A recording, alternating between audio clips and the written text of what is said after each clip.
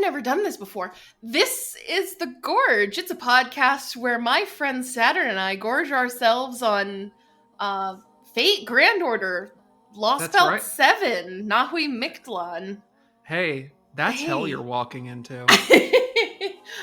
Or in this case, whatever the name for the South American Warriors Afterlife is, I forget. Oh no, we've already... Because it has a bunch, right? There's so many terms. This is the long-promised LostBelt 7 episode that we kept saying we were going to do and then didn't do. And now it's been like 3 months since I finished LostBelt 7, maybe more. It's been much longer since I finished LostBelt 7. Yeah, because you finished it around Christmas when it came out. Yeah, I finished it, I think, the second day after it was possible to finish it. Yeah. So yeah, it's July 19th, currently. Doing great. Doing great, guys. Don't worry we were about both, our schedules were just really mismatched for doing content, but it's okay. You're gonna get our best college try at remembering what happened in LB7 and talking about it in detail. Hold on, I have to do the rest of the spiel real fast. The Gorge is brought to you by Patreon. That's patreon.com/thegorge, etc., etc. You know, if you're listening to this, you have heard the Patreon's spiel before. So I'm not going to go into it much more deep than that, because Ben isn't here to keep me from getting off track. That's right. It's a very the cat's away, the mice will play kind of situation.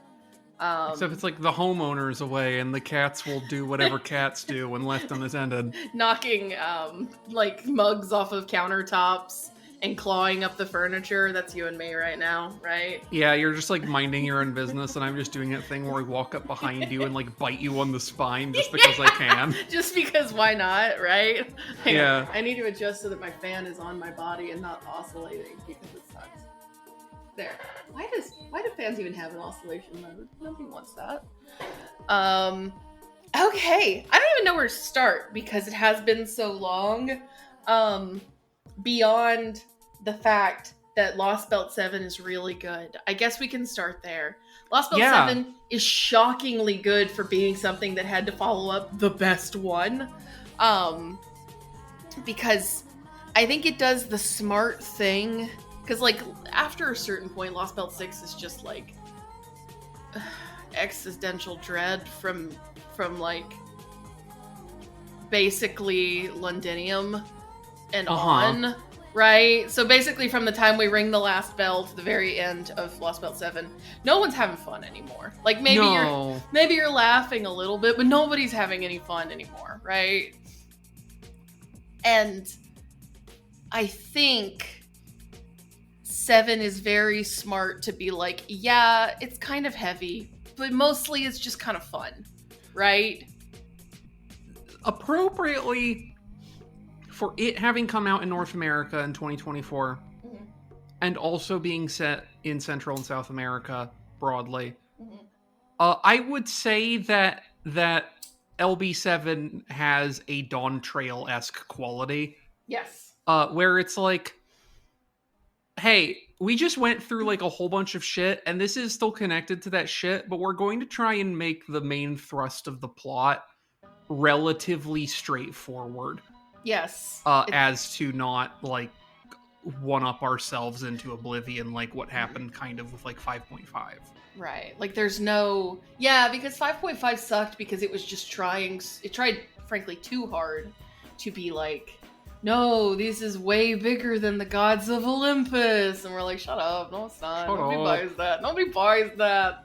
I'm sorry, there's no amount that Yamato no Orochi is cool as to eclipse the entirety of the Greek pantheon of space robots. It's just simply not possible. There's nothing in 5.5 that is as remotely as cool as there's literally nothing in 5.5 that's as cool as even the finale of 5.1, right? Like Atlantis, like, and that's just the finale of the first part, and then everything after that is so much cooler. There's nothing in 5.5 that's even cooler than that, right? I will say it is like the rare like knock against the Nasu superiority, which is I think if you discount the obvious frontrunner of LB6, I still think my second favorite LostBelt is 5.1, honestly.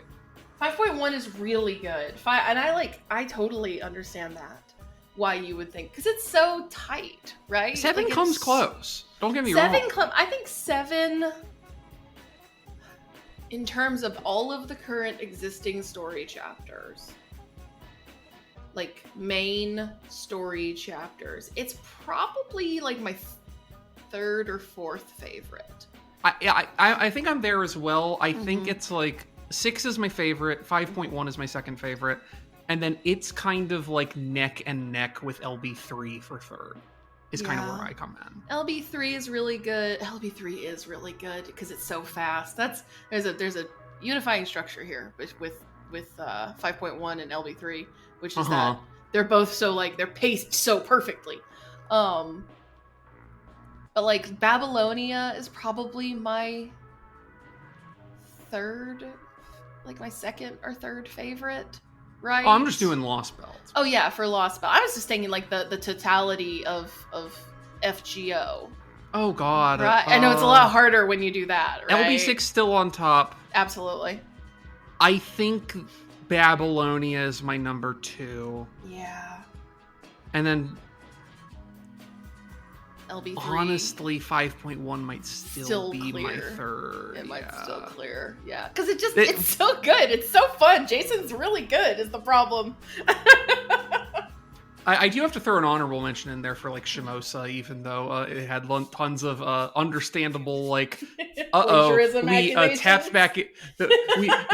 We tapped a little too hard into the specific thing that Fate was inspired by to begin with, and thus doubled down into direct plagiarism, like what happened with like Deadly Premonition, and the way it's like, oh. I mean, I'm doing Legally Distinct in Mizurna Falls, right? But I can make it a little bit more like Twin Peaks, not realizing how dangerous that is. Yeah, because after a certain point, you kind of toe over that. You know, they say that the rule for copying something is you have to change it by 20% or more. Shimosa kind of steps over that 20% line, just a little. It's like 19%, right? And that's the problem. But it's still really good. But I still think all of that to say that LostBelt 7 is probably still, at least is top 5. I'd have to think about it even harder. It's very powerful because it's just so damn fun. I didn't cry. I don't think I cried a bit in LostBelt 7, which is crazy because I'm a big crybaby. I cried so much in LostBelt 6 that it's disgusting, frankly. I think I cried once, but I would have to look up and see if I posted about it when that might be. I need to, actually. What I should just do is go back in my phone and look at my screenshots, right? Like, that's the answer to, like, refresh. Because, like, when you're playing it, you're taking screenshots to show your idiot friends, right? At least that's what I was doing. I mostly just take screenshots when I have something I might conceivably share with my idiot friends, and then don't. And then don't. Yeah, that's fair. I mostly don't, but that's okay. I'm like looking through all my screenshots. And I'm like, oh, right. I really like this one. I don't think I was too much of like a weeping catastrophe in all of LB7, which is very nice. And yet I still liked it. Like I cried a lot in LostBelt 6. I cried a lot toward the tail end of Babylonia. And 7 is just like, this is just fun. Even when the dinosaurs are all like dying horribly, it's still like the absurdity of it, and they're having so much fun with it. You're like, I mean, it would be wrong to cry right now. They're having a good time. They gave them dinosaurs guns. Who am I to bring that mood down, right? The fucking giving the dinosaurs guns is the most Nasu's going like, I'm going to find a way to make you cry about this. I'm literally going to style on you. You can't stop me. I'm unstoppable. And you know what? He's right. They gave them dinosaurs guns, and it wasn't the dumbest thing I've ever seen. It should have been. Like, you should have. Those sprites should have popped up, and you should have been like, what is going on? No, like, hands in the air, howling at my ceiling, just like, yes, give the dinosaurs guns.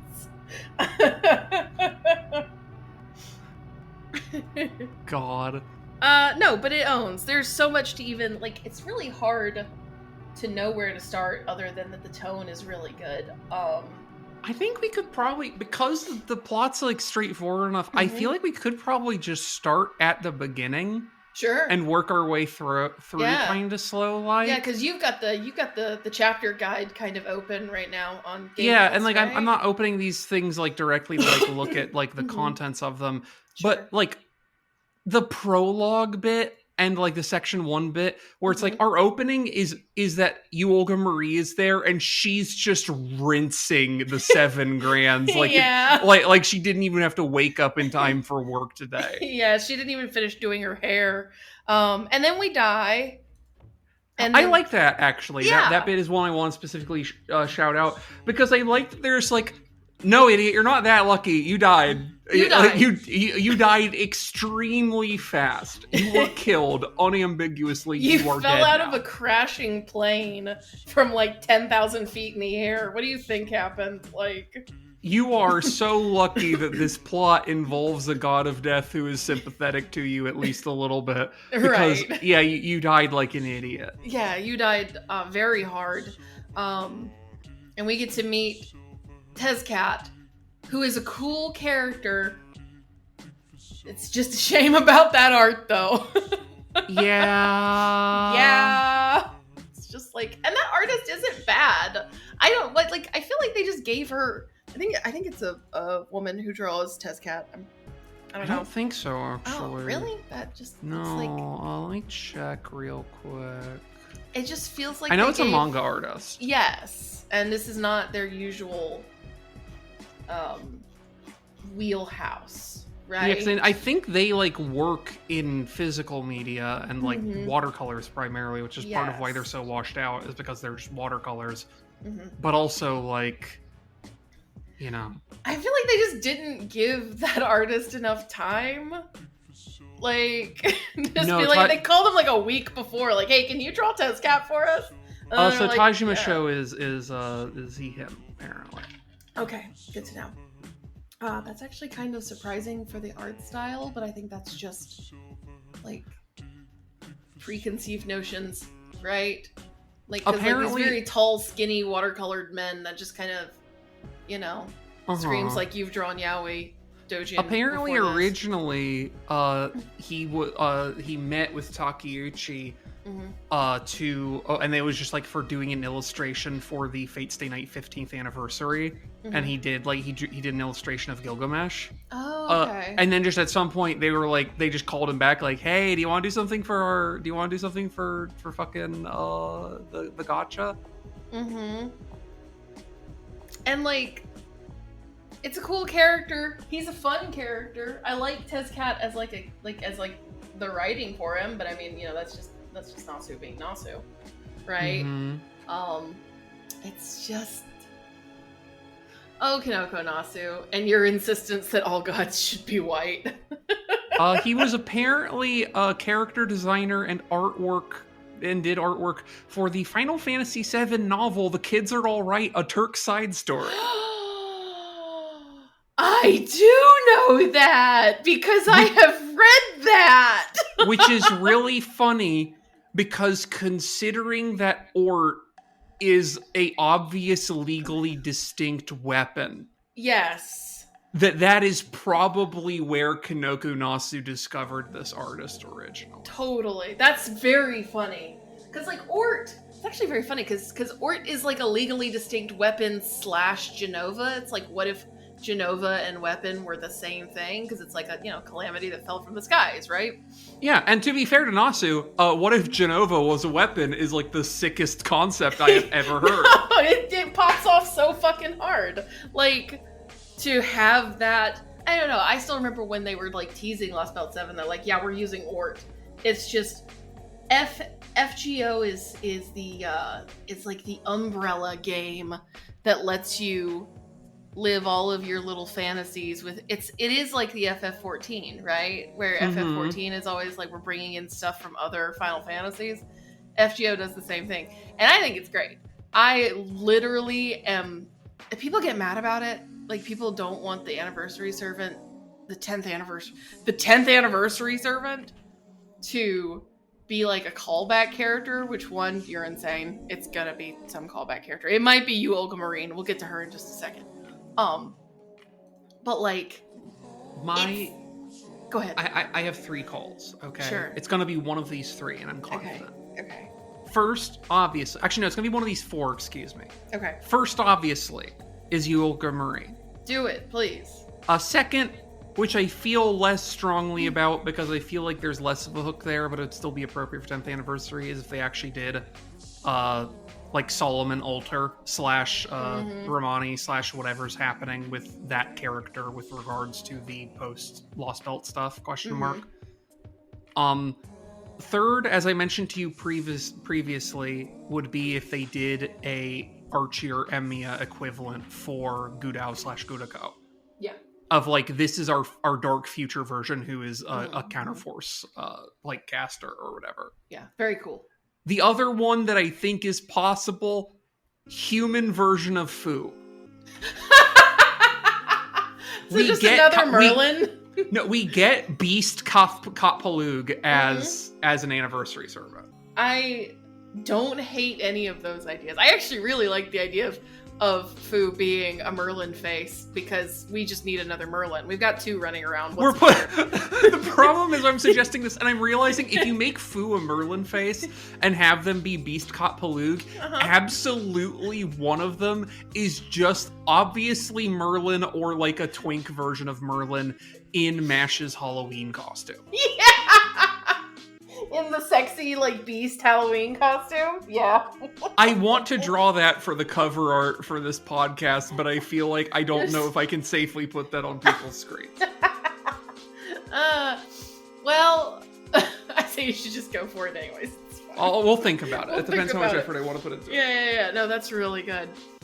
But, like, getting a little off topic, it's just like, I like that FGO is the umbrella game, that it's the game that all other, because it's like, yeah, it'd be fun if the 10th anniversary servant was like another historical figure. I know that's like the hook of the rest of the Fate series, but like, this isn't the rest. This isn't of the about Fate. series. This is about FGO. This is about FGO. Yeah, exactly. Like, FGO is its own thing, and FGO is about Type Moon as like a whole enterprise. It's not just about Fate. I know it's there in the name, but like, it's like at this point kind of about more than that, so it makes sense that like big servants tend to be crossover servants now. It's fine. They sell like gangbusters, and I think it's always cool. I'm an idiot. I like that FGO is big enough that even though, and like, this is not spoilers because like this is not relevant to the plot of this game at all. Sure. But by conceptualization and explicitly word of God, Fate Samurai Remnant takes place within Fate Go's like timeline / thing, because it has to, because Miyamoto Musashi is specifically a Fate Go character. That version of Miyamoto Musashi is specifically a Fate Go character. And they're very specifically like, yeah, Samurai Remnant, technically, if you care, takes place before LostBelt 5 and after like LostBelt 3 or 4, whenever she shows up again or whatever, when she's just like bebopping around. Sure. And it's like, I think that's great. I think that's extremely funny that, like, to justify it having literally any connection at all to Fate Go, you have to do a franchise first of going, this is canon to Fate Go at a specific point in time in Fate. Yeah. I think that's funny. I think that's fun. I love that so much. I don't know. That kind of thing justifies all of it. There's kind of, we've talked about it before, that like FGO justifies its existence with LostBelt 6, right? Because it's like, so it talks about Fate Stay Night so much. Yeah. But it kind of always does that just by being, I mean, this game has, it's in my notes, this game has a dinosaur Arquade. That's cool. I'm sorry. She's cool as hell, too. That's cool. She's cool. I love that shit. Sorry. I don't know what to tell you anymore. I like that kind of stuff. And I like that her being and like, I mean, yeah, we're spoiling the fucking game in this. I feel stupid for mentioning it, but it's like, I like that her being Dinosaur Arquade so explicitly is the thing that makes you start going, and then maybe you realize it later when they explicitly confirm it. Like, wait a minute, Tepeyu is old man Shikitono. As a dinosaur, yeah, it rules. We've been hanging around with Shikitono this entire time. It's been a crossover. And he's been, like, normal and funny. Surprise, idiot. LostBelt 7 is the Tsukihime event. Fuck he hasn't been looking at Gurako like, a white woman, and then cutting her into 17 pieces. He's been extremely normal about everything until he isn't. It's cool. One of the coolest moments, it's fine, we're spoiling everything right off the bat. Who cares?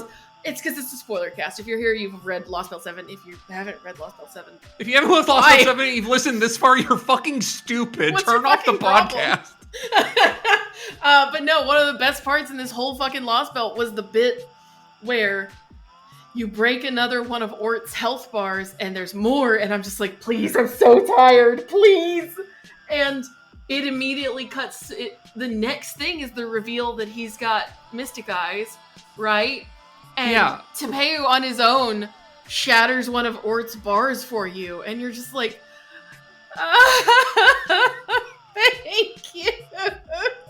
And this is FGO letting you know that Shikitono could do an entire HP bar of damage to Ort. It rules. It owns. It's so good. That owns.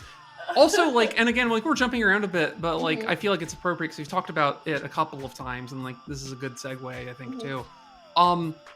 I think the narrative framing around and the mechanical implementation of the Ort fight is one of the coolest things they have ever done in, like, maybe any gacha ever. No, it is.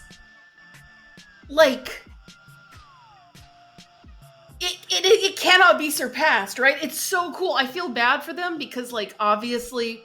You can't follow that up. It's impossible. You can't follow up that. It is unfollow-upable, which fucking, oops, you have to, because you still have to do your own version of, like, Temple of Time, right? And I feel like we're going to get to the end of FGO, and it's going to be Nasu just going, there's a raid HP bar, it has this much HP. To do 1 point of damage to this HP bar, you have to sacrifice your account. We're just going full Yoko Taro now? I mean, yeah, may as well. Yeah, we might as well. The game's gonna end anyway, so why not, right?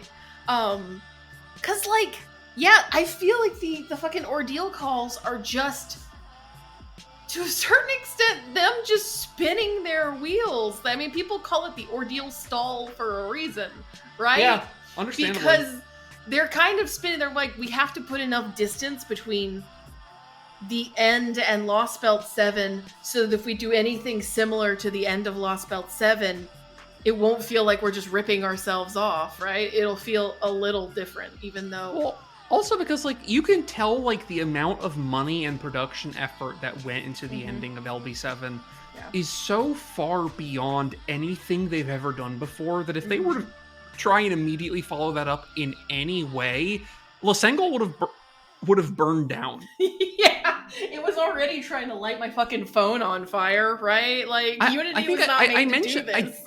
I definitely mentioned to you, I was doing that like, because, like, the Ort raids have, like, 3 distinct phases or whatever, where it's, like, the Walker and then the Ring one, and then, like, the one where the HP bars start being, like, 3 million or whatever. And that second phase was literally making my Pixel 6 Pro run at, like, 10 frames a second optimistically. Yeah, no. It was struggling. It was, I have a Pixel 6a, and it was also, because at first you told me, like, oh, it's pretty bad frame rate. I'm like, well, I mean, the first phase hasn't been too bad. Yeah, he's walking and there's, like, you know, there's like particle effects and stuff going off, but it can't be that bad. And then I got the second phase with the Ring, and my phone also was just like, no, you have a Pixel 6a, absolutely not. I was like, I'm sorry, there's too many particle effects. Unity wasn't built for this. We're not supposed to be doing this on a phone. What's your fucking problem? Which is the real problem with LostBelt 7, which is overall, I think, like, maybe a little long in the tooth is probably my only real complaint about it. Like, but, like, my biggest complaint about LostBelt 7 is the same complaint I had about LostBelt 6, which is, why aren't these just real video games? These could just be real video games. The plots are fun enough. Like, in LostBelt 7 especially, there are just parts where they're like, this would have been a dungeon if it was a real Unity game, right? Nasu so desperately just wants to write and direct a real JRPG, and I feel like because he is now in his 50s, he's like, no, it's too late for me to do that. I'm just like, shut the fuck up. Shut up! Pay him to write Final Fantasy 14. Like I said, that's my pitch. You can save FF14 with one weird mushroom. Just consider it. I don't know. Just consider it. No. My god, the Nasu written FF14 expansion would go sicko mode. It would go so fucking hard. Could you imagine?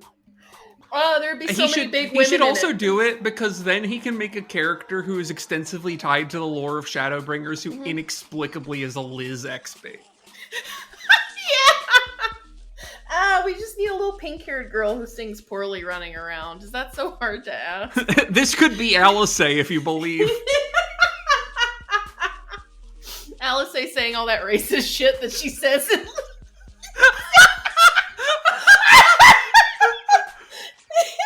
Man, I like Stormblood, but I get why everyone's so negative about it. There's this little white girl who's also who's always saying this insane shit about Asians for some reason.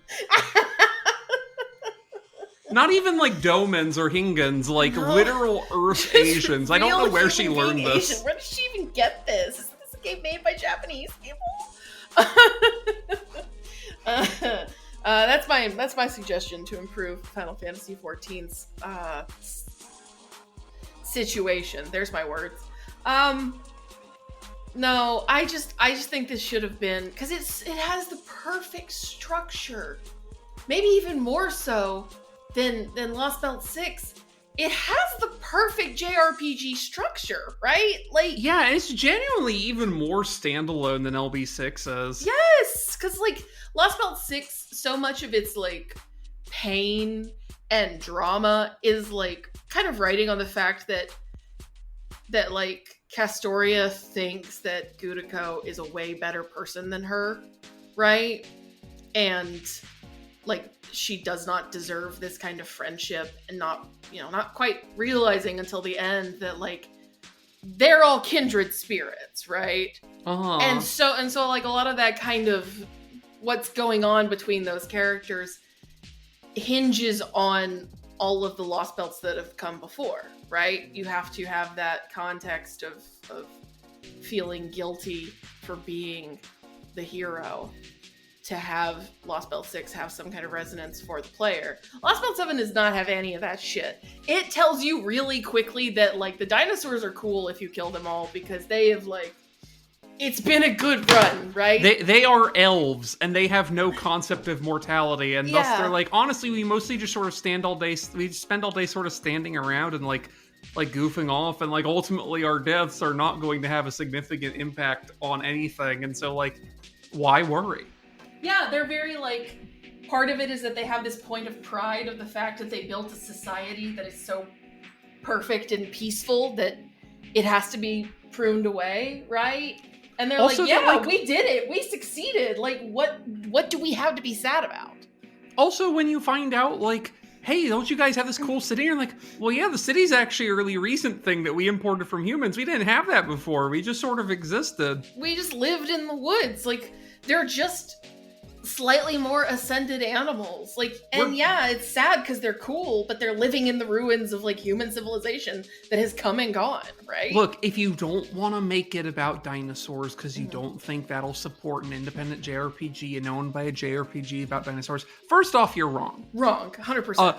Second, you can just make them elves, and it's like the exact plot. It's fine. It's the same thing. Like, the dinosaurs are just elves, but cooler because they're dinosaurs, right? Yeah. Yeah. However, that does make me think I haven't seen enough fantasy media that has the thought to give an elf an AK-47. I think that would be something. I think that would be sick as shit, actually. I think we should give elves more AK-47, actually. I guess you can play Final Fantasy 14 if you want that. Yeah, no, it works perfectly. Yeah, so like, LostBelt 7 is so unconcerned with the guilt at this point. Probably because, like, we're almost done, right? Like, we're almost done. Feeling guilty about this after 6 of these fuckers, you might as well, there's no point anymore. And the dinosaurs are so chill about it. And I think also because LB6 was so much about the guilt, where it's like, it doesn't make sense to do more things about the guilt, right? Yeah, because ultimately in LB6, you have that whole struggle. Yeah, you have that whole struggle where it's like, you have this guilt about it. And then part of LB6 is realizing, well, it's like, well, yeah, I mean, these forces have put my finger to the trigger, but ultimately doing things to preserve my own life is a morally neutral action at the end of the day.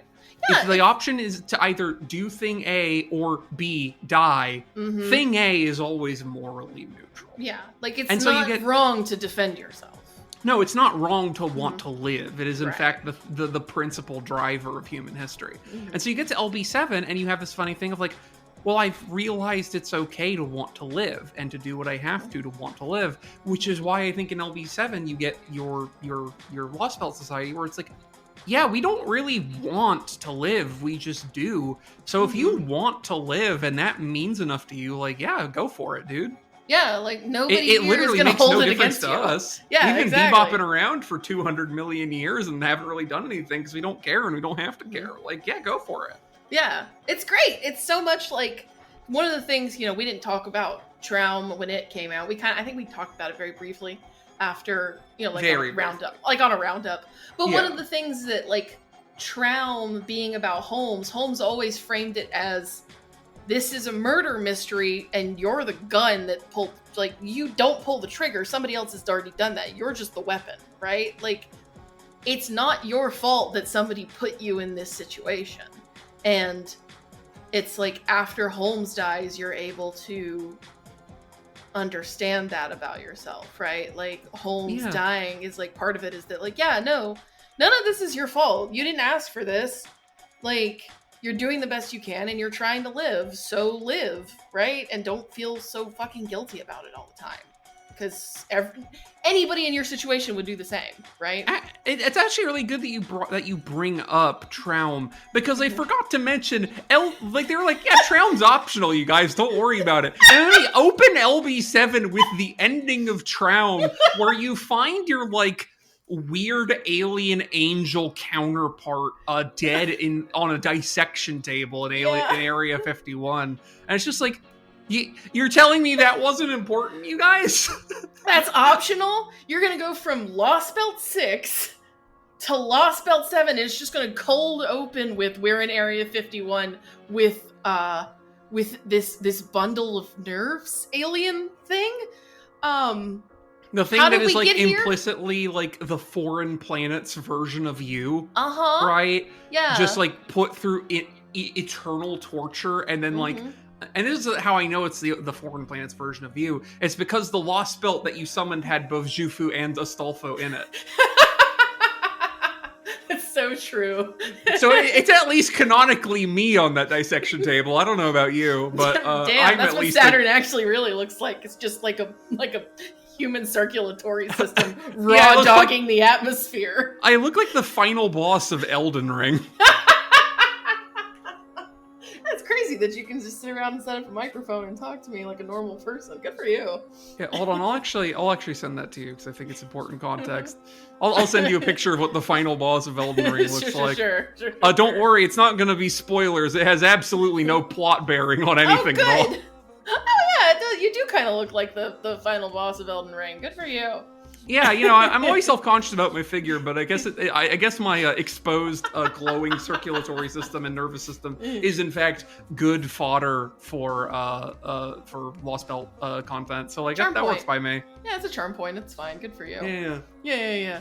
But no, Traum is not optional. Anybody who tells you otherwise has fucking lost their mind. It's insane that 5.5 isn't optional, but fucking Traum is. You've lost your goddamn minds. Absolutely not. Put those back the other way.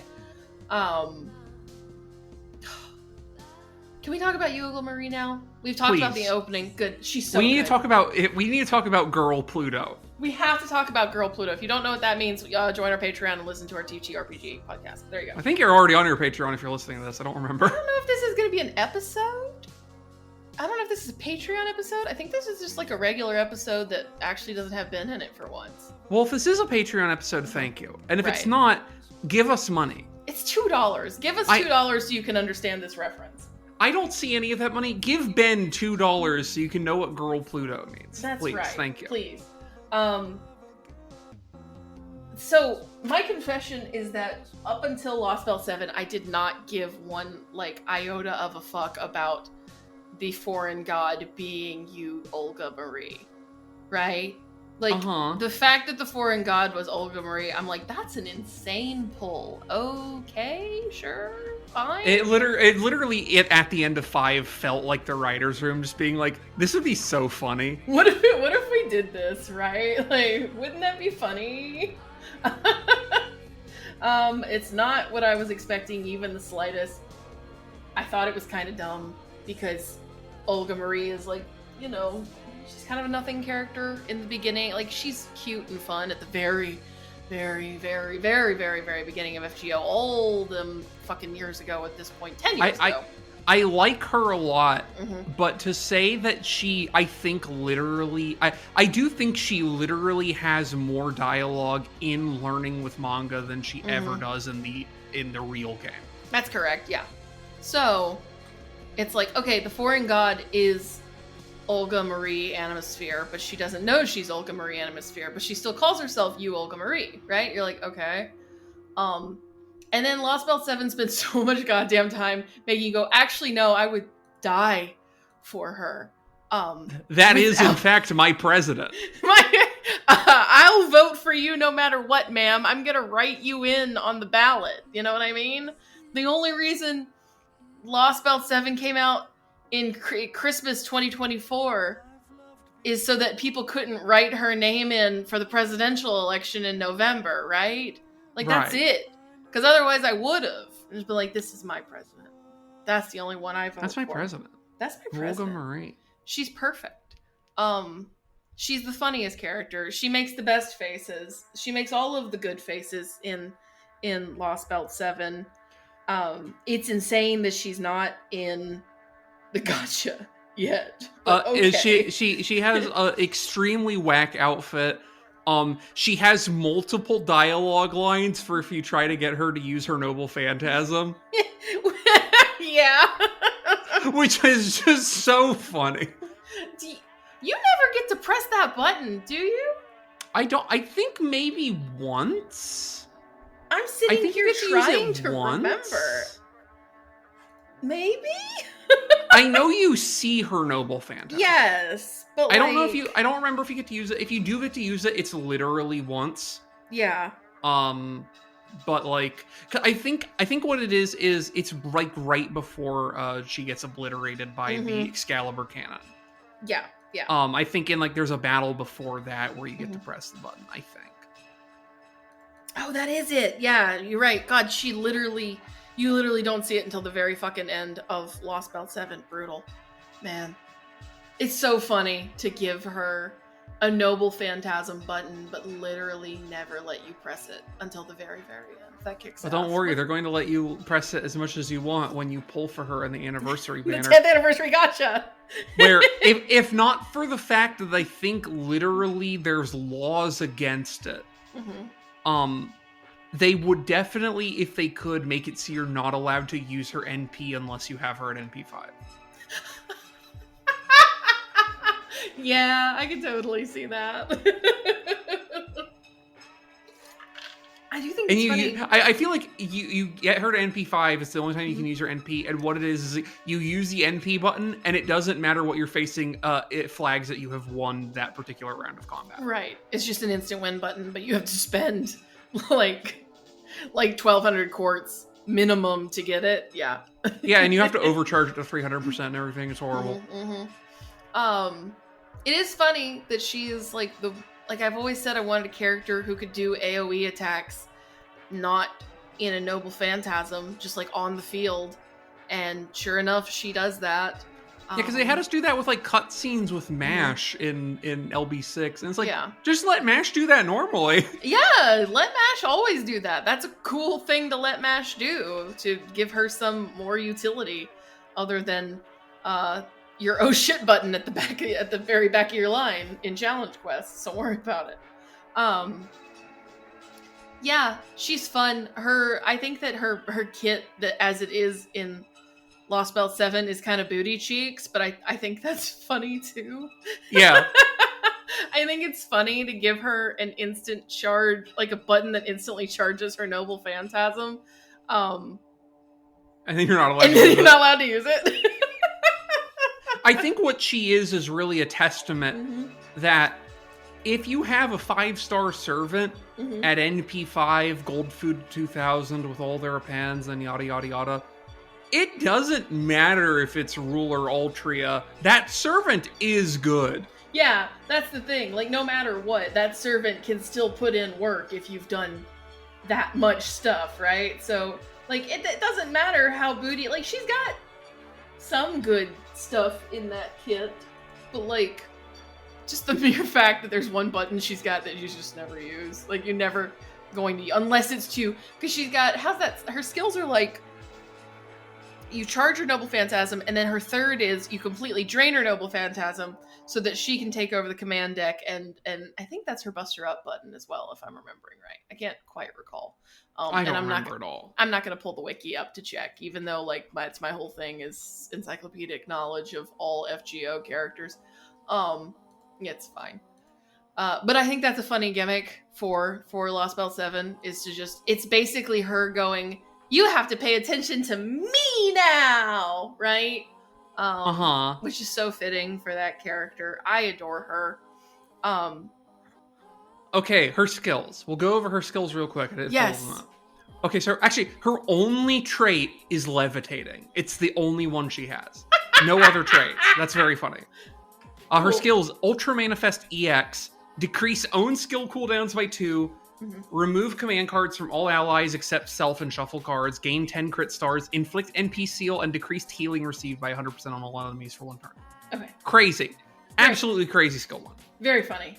Skill 2, inflict burn on all enemies 3 turns, 10,000 damage a turn, increase own NP gauge by 300%, drain own HP by a random value between 1 and 3,000. Okay. And then the third one is Ultimate UC, requires 100% NP gauge to use, drains own NP gauge by 300%, apply Ignored Invincible to all allies for 3 turns, Buster Up for all allies for 3 turns, Crit Strength for all allies for 3 turns, and NP Gain for all allies for 3 turns. Okay, so she's actually not as booty cheeks as I remember. It's just that by the time you get to LostBelt 7, you've got better servants for a lot of these things, but they keep making you use. You will agree. You're like, but also, why?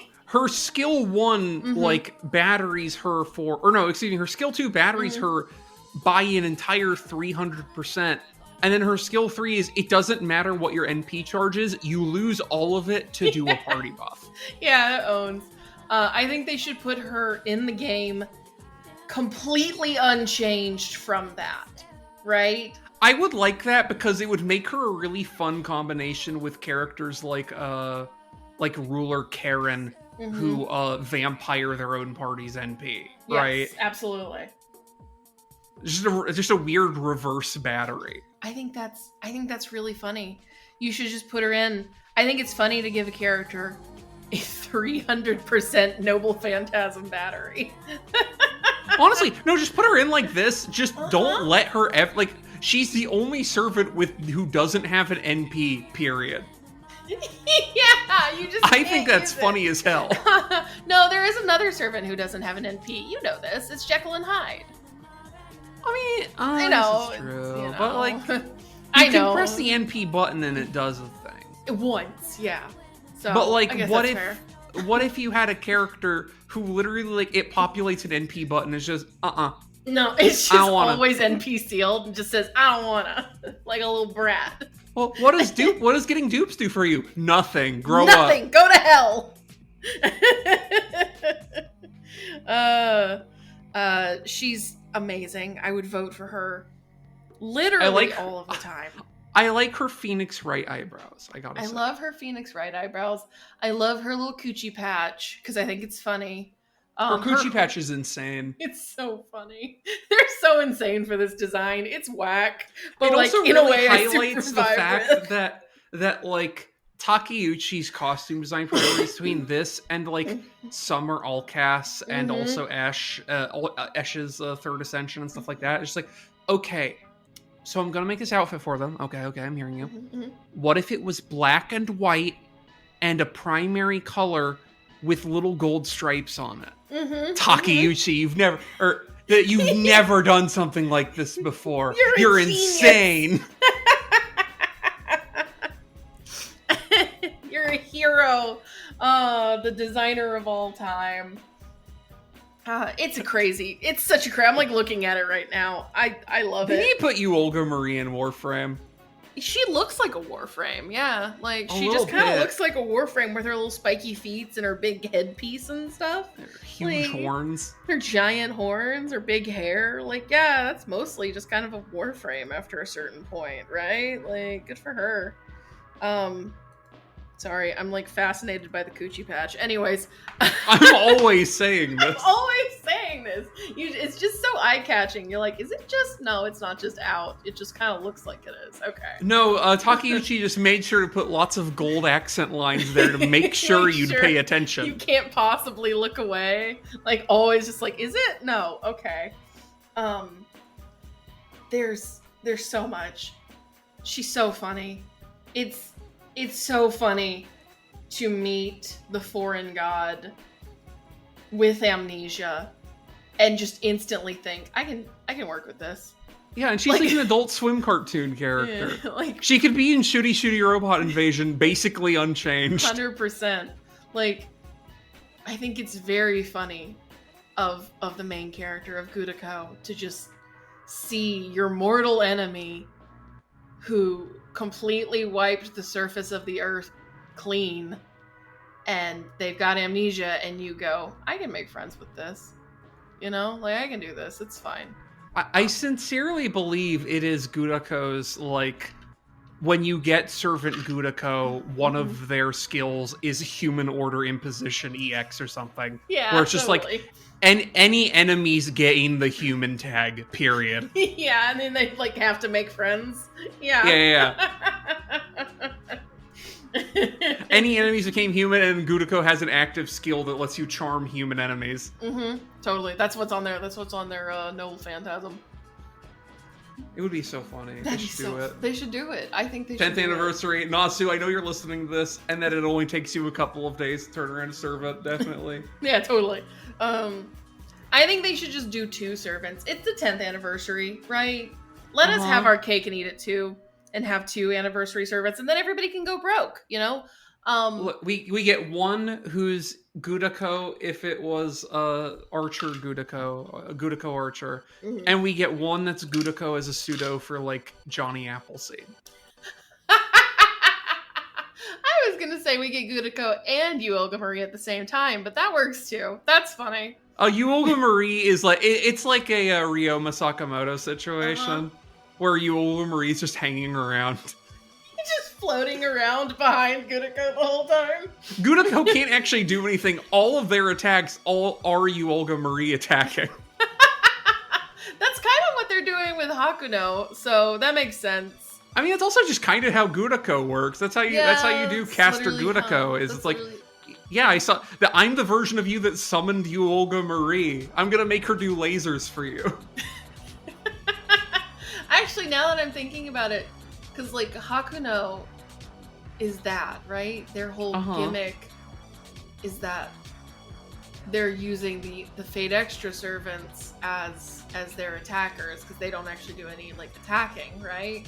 Hakuno, or as they are sometimes known, 5-star Jason. Yeah. That just makes me wonder. So, like, Hakuno is a master, so are you just telling another master what to do on the field? I mean, that's kind of what Caster's doing in Fate Stay Night, right? That's true. That's a good point. Yeah. Okay, carry on. We just need to give Gudako Rule Breaker, which I'm sure they will never be convinced to use for evil purposes.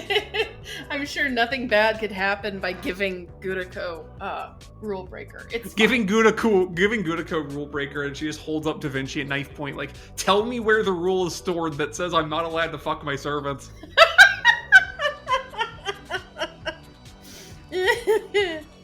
Oh my god.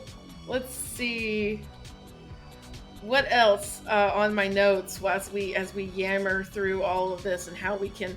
Okay, so I know we said we were going to try and do like vague plot order. So that means like we get to meet Olga Marie. And we finally, like, we make our way to meet the dinosaurs. All of the dinosaurs are cool, right? We love the dinosaurs. I love the dinosaurs. We loved Tepeu in this household. We love, what's his name? Wak-chun?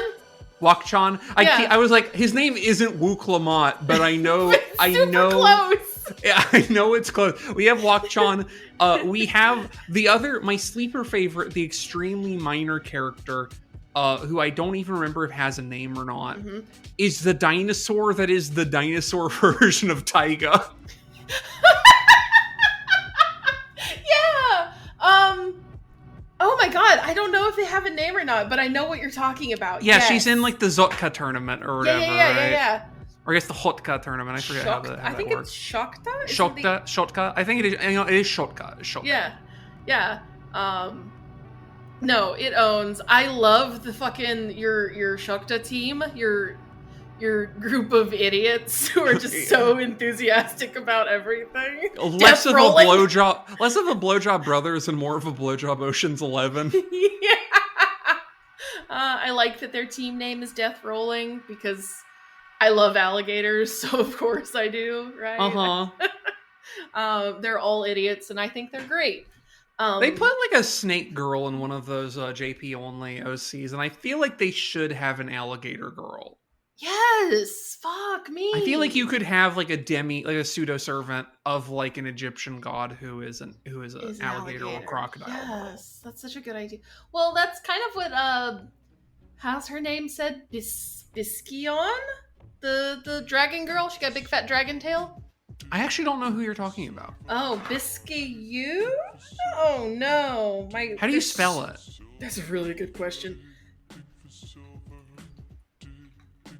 Biscione.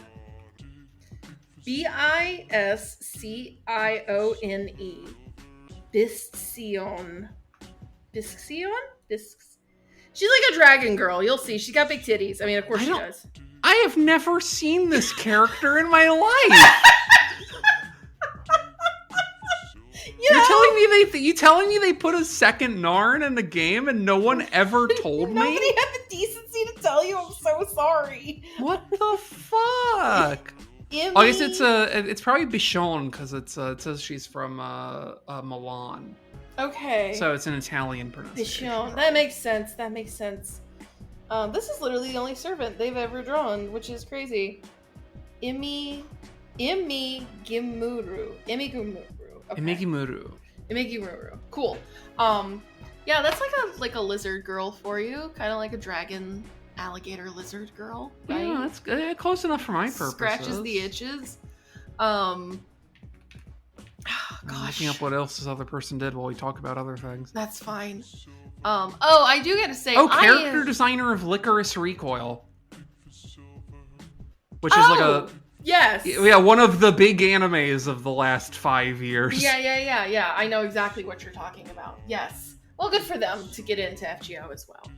I do gotta say, I am actually stunned that Kadok made it out of this entire LostBelt alive.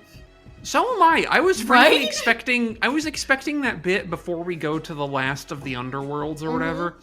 I was expecting that Kadok and Koyanskaya would both die. They would both totally eat it, right? Because literally so much of LostBelt 7 is like, don't forget, Kadok, you've got that instant win button, but it's gonna kill you too. Like, they remind him of his fucking Serious Light so many times in LostBelt 7. And like, so you're just, there's the bit with Koyanskaya and Gordolf and Kadok, and you know, it's Daybit and they're trying to slow down Daybit and Tezcat, right? And it's like, oh, okay, this is where it's gonna happen. Kadok is gonna have to die, and he's gonna sacrifice himself, and it's not gonna do anything because I played, Babylonia, and that's how he goes out. He's gonna use his fucking Sirius. Like, no, he's still alive by the end of this bitch. I was stunned, and I'm very happy. I like that because it's didn't want them Nasu to kill going, him. don't worry, kids. I still have this bullet loaded for later. I know. I don't like that. Nasu just smiling at you like, when we do Temple of Time 2, you're going to regret your words and deeds. You're gonna be so sad when this is all over. Like, oh, you really thought he was gonna get out of this unscathed? You fucking fool. So right now, I'm coasting off hope that Kadok will just survive. Maybe. That'd be really nice if Kadok could just make it. Thank you, Kanoko Natsu. I like him because Kadok's going to stay alive because Kanoku Natsu is going to make you choose whether Mash or Kadok dies at the end. No! You can't do that! It's too mean! I mean, I genuinely don't... I think I'd probably still pick Mash. I'd have to pick my girl. To right? survive? To survive, yeah, right? Yeah. Like, but I don't get me wrong, I like Kadok. yeah. But also, like, I have to reward loyalty. That's right. Mash has literally been with us since the beginning and is still really good. So we have to reward our girl with survival. Cash, please don't try and eat the dog. Thank you.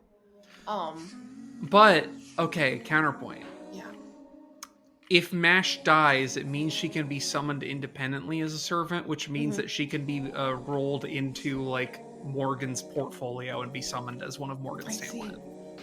I see. That's not a bad idea because she does deserve that. Probably she deserves I don't think her and Gudako are like really that made for each other. I do, however, need to see more Esh and Mash Yuri. Yuri, yeah, 100%. I almost said Yaoi. I guess Yaoi would be fine too. But I would be okay with that. But like, spiritually, I would much prefer Yuri. Thank you. Yeah. No.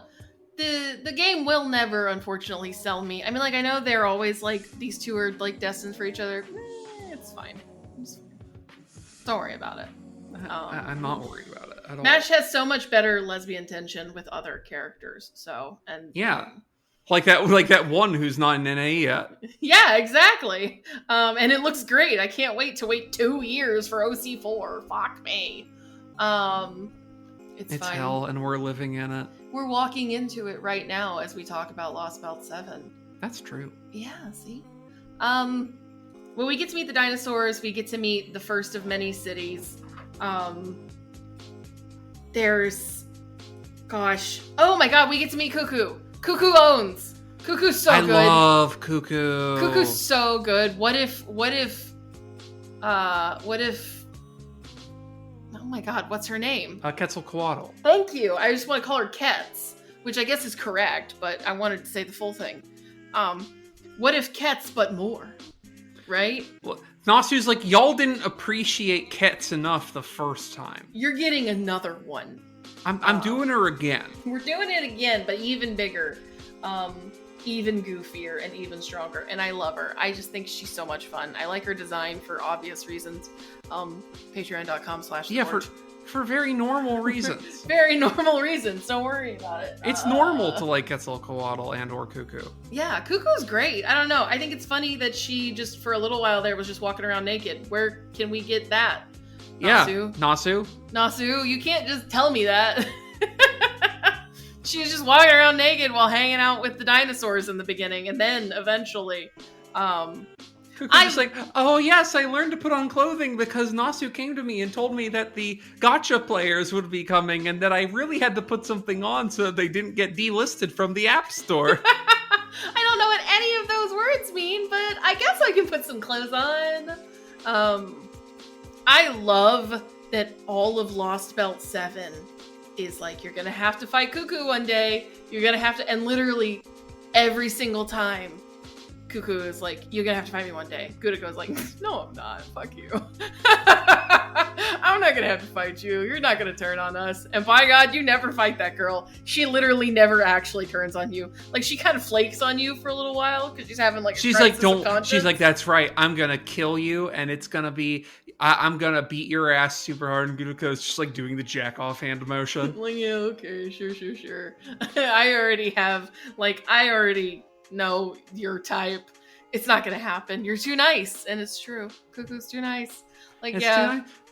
And it's like, it's just really Saturn bait, her whole deal, where it's like, yeah, she's a goddess, but also she's the heart of the evil alien spider world destroyer, who has been like effectively brainwashed by the algae gods who came in the meteor.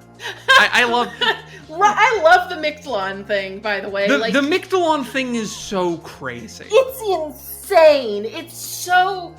It's the funniest there, because like, it's really real. The whole idea that aliens are why ancient peoples could build these massive structures, that whole conspiracy theory, is in its bones pretty racist, right? Because it almost always applies to Egyptian and like Central and South American like ancient peoples, right? It's almost always like the idea of it is like a little gray man comes down from a flying saucer, like, I'm going to show you how to play Minecraft now. Right, exactly. When it's like, no, it's actually super easy to figure this shit out. You just put things on ropes and logs under those things and you scoot it. Like, it's actually not that hard.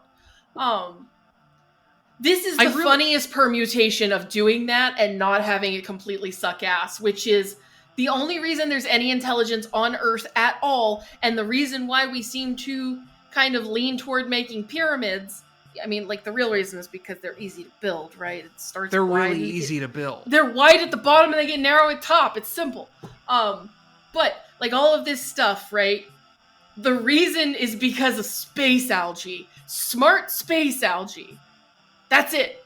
And the thing is, like, and what I like about it is it's one of those things like, there is reflections of this in real life. Yes. Where the idea of like, a thing that doesn't come up in this, but I think a lot about, is like the convergent evolution of like the structures of mycelium networks and forests, and like the ways in which they are similar to like the neurology of animals in general, right?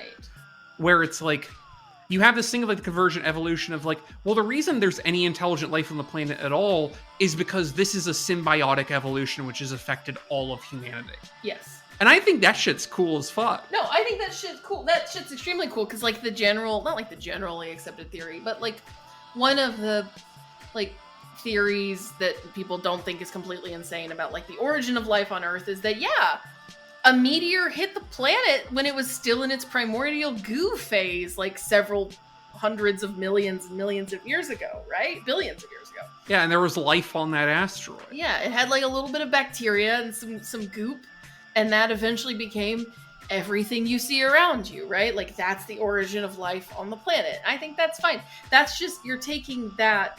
So much of LostBelt 7 is that Kinoko Nasu fell down a Wikipedia hole, right? So much of LostBelt 7 is Kinoko Nasu realizing that at the beginning of the Lost Belt, say, fuck, I put the South American Lost Belt in the wrong place. The wrong Shit. place! I got the one major impact site that's in Brazil confused with the major impact site that's, I think, technically underwater in Central America. Yeah, it's in Mexico, technically. It's like off the coast of Mexico. The dinosaur extinction meteor, it's like you can see some of it on the Yucatan Peninsula, but like most of the impact crater is underwater, I think. Is how the works. Chicxulub impact crater.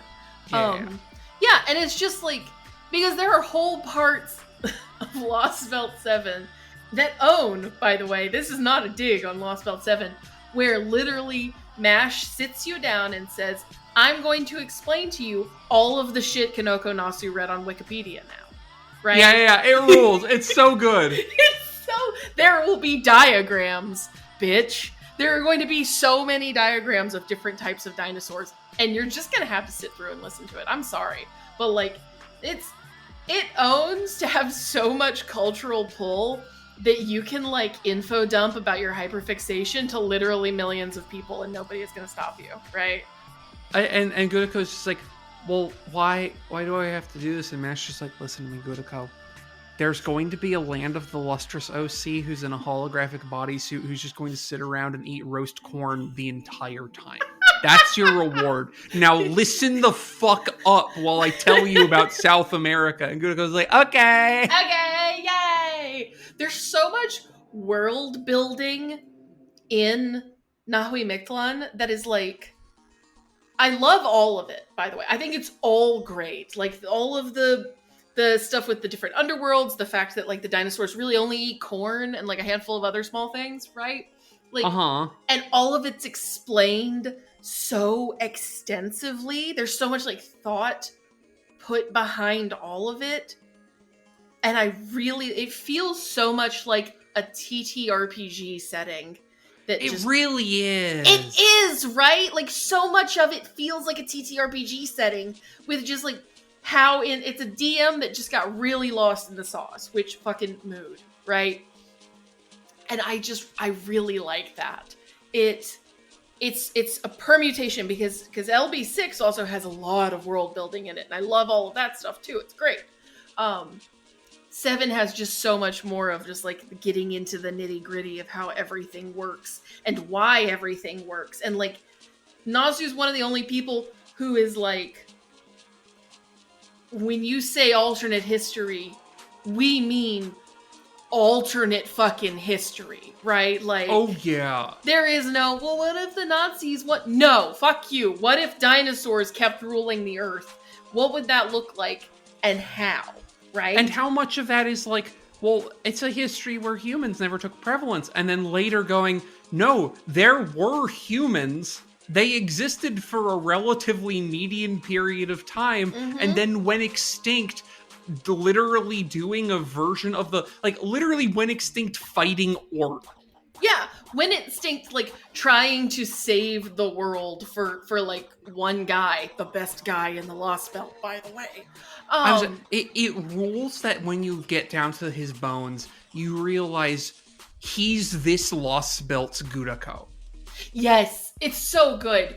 It whips so much ass that they're, and this is I feel like this is genuinely them setting you up for, this is what Gutako would be like as a beast. Yeah. Just so you have that in the front of your brain. Complete cackling madness. Don't ask me. Don't even make me think about what I had to do, right? Like, all of the sacrifice that I had to, like, endure. I don't ever want to think about it ever again, right? When Nitocris summons the spirits of the dead, and he's just... I bet you don't even remember their names. And Nito's like, I definitely remember their names. I remember every single one of them. And that's the moment he falls in love. Yeah. That's how that's Gutako the Beast right there. It's the character of all time. He's so good. Why isn't he summonable? And he's voiced by Link. It's so good. What a great who briefly shows up as a character in Legend of the Galactic Heroes for like 10 episodes. Great. Wait, who does he play again? Hold on a second. I mean, everybody is in Legends of the Galactic Heroes. That's the Continue with what your next point is while I look this up. Oh God, I don't even remember what my next point is. I'm sorry. I've been drinking a little bit. It's okay. It's fine. We're rambling. We're having a good time. So, voice actor. World building is what I was talking about and how good it is, and like, just it goes back to the whole like, this should just be a JRPG thing, right? Because like, it's just so in-depth. Either give me a TTRPG rule set based on this world, or give me a JRPG. Like, threading the needle with this fucking gacha game that I really like. Make no mistake, I like this game a lot, but this game doesn't have a New Game Plus mode. I can never go back and replay it unless I have to, like, I can reread the plot part, but there's more to it than the plot. Like, the fight part is also very important, especially the orc shit that we'll get to. He plays Bruno von Napfstein, who's this guy. Oh, yeah. Oh, I know who Napfstein is, yeah. Yeah, that guy is played by Kamazotz. Great. That owns. Cool. But yeah, like, the fact that FGO doesn't have, like, a true New Game Plus mode is so fucking brutal. Like...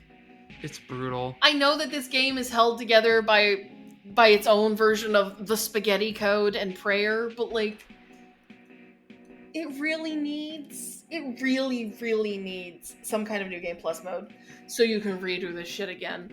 Like, because it's not enough to just read the cutscenes again. You can read the cutscenes again in the game whenever. Yeah, they have that at least, yeah. But like they don't have actual, like, you redo the You can never combat. redo the fight with Ort and stuff like that, right? Which they should, because I guess they're worried. It's like, well, we don't know how to program it as to not like give you the drops. And it's like, if I redo that node, just give me the drops again. Fuck it. I'm doing that fight again. It's fucking hard. Give me those drops again. Yeah, it's fine. Like looking at my notes to make sure that I'm not missing anything. I want to make sure we're hitting all of the beats, because we've already hit You Olga Marie best girl, Cuckoo best girl, Camazot's best girl? Question mark? Camazot's... I don't know if I'll call Camazot's best girl, but he's definitely appropriate in the contention. He's such a good character. Because he's so good. Like... He's best girl insofar as he is a Gudako AU. That's correct.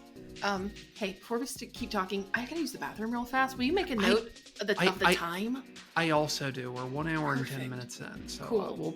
We'll rejoin in a second here. We'll make Ben do the editing. I'll see you in a minute. I can do the editing. It's not that. Oh, okay, awesome. Thank you. All right, I'll see you in a minute. Ooh, I gotta use the potty. Okay, I'm back when you are. Hi. Yay! All right. Okay.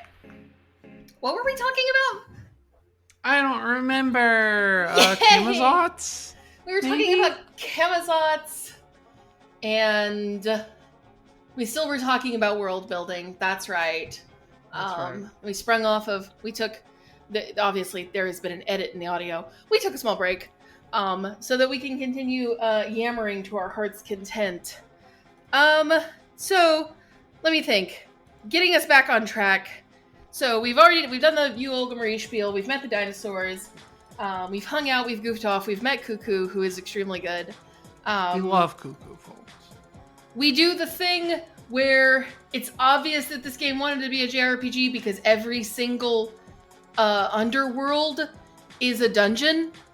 Uh-huh. Right? Like, you don't really have to do the dungeon part. Like, you fight a couple nodes in each of the underworlds, but like it's so easy to imagine the tales of Nahui Mictlan. Right, like you can just see in your head, because the background art, by the way, for this LostBelt is fucking beautiful. Super good. It's all really good. It's so beautiful, and you can just see the bones of how this is concept art for each of the underworlds, because it's King Protea, Beni Enma, and Ereshkigal, right? There's not a fourth one. It's just those three. That's okay. Correct. And each of them has such a specific, different underworld, right? Right. And so each of, like, because it's like there's like a waterfall one, a mountain one, and a desert one. It's like, oh, these are JRPG trope dungeons, right? Like, you can see in your mind's eye how each of them would go so beautifully, and instead we only get to spend a little bit of time there, and you don't even get Beni Enma's fucking altar skin. No, it's a crime. It's a genuine crime. It's so fucked up, because you get Ereshkigal and you get King Protea, right? Because it's weird, because the thing is, like, I know for Ereshkigal's is just, like, it's her third ascension, but with Tanscan or whatever. Like, yeah, that probably took no work at all. They give King Protea, like, 2 different versions that have different masks or something like that. Or like, one that has a mask and one doesn't. And it's like, it's a completely different art set and everything. It's just like, why not Beni Enma, though? I feel insane because you fight her! She has to have at least most of a complete set. Like, why not Beni Enma? Why not my little bird baby? And like, don't get me wrong, as someone who has a relatively well-developed King Protea, I'm very happy to have a really good Spiritron dress for King Protea. But also, come on. Like, come on. I don't even have a Benny Enma, and I still want you to make that Benny Enma skin in there. Because I have a Benny Enma, and I would love for my little bird baby to have like a cool grown-up version as well, right? Like, she deserves that. She's my little girl. She deserves to look cool. But no, I'm glad that Ereshkigal gets hers, but like, come on. And it's, it's great. I love all of the different altar things. I think the most traumatizing thing is King Protea being mean to you because she's just a sweet baby girl otherwise. It's so funny how mean she is. She's I love it. mean. But it doesn't change the fact that it's like when you get to her during the Orc Gauntlet, she's like, no, yeah, don't worry, we're going to go with your plan. Takes Benny Enma aside. Have you seen that bitch? Hey, have you seen this plan? I think it kind of sucks ass. Yeah, well, it's it looks the only like one we got. This plan seems like shit, but also I think if we try to suggest a different plan to Gudako, she's literally going to fall over dead, so let's just go with it. Let's just roll with it. It's fine. Bitch, you look like shit. Oh my god. It is the funniest part of that segment that they progressively make your character sprite more exhausted as you go on. Worse and worse, just because it's an incredible...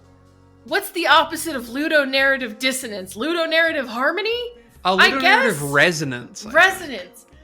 Because by the end of that shit, you're feeling it too, right? Because because that's like 2.5 hours minimum. It is 2.5 hours, and if you fuck it up, like, fortunately, it's very generous. It's really, really hard to fuck it up and run out of servants if you do it right.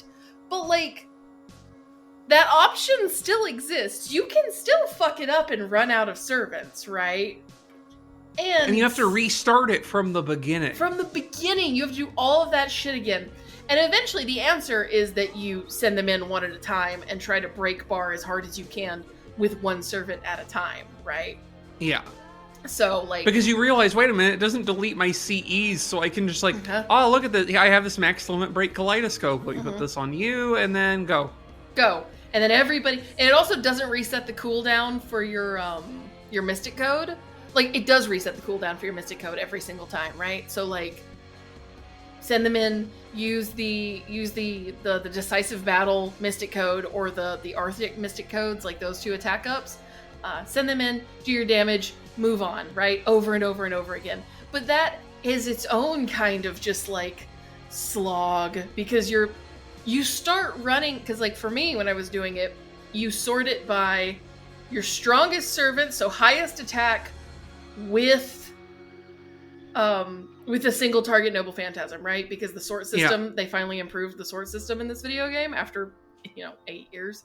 So you sort it by who has the highest attack, who has a single target noble phantasm. Cool.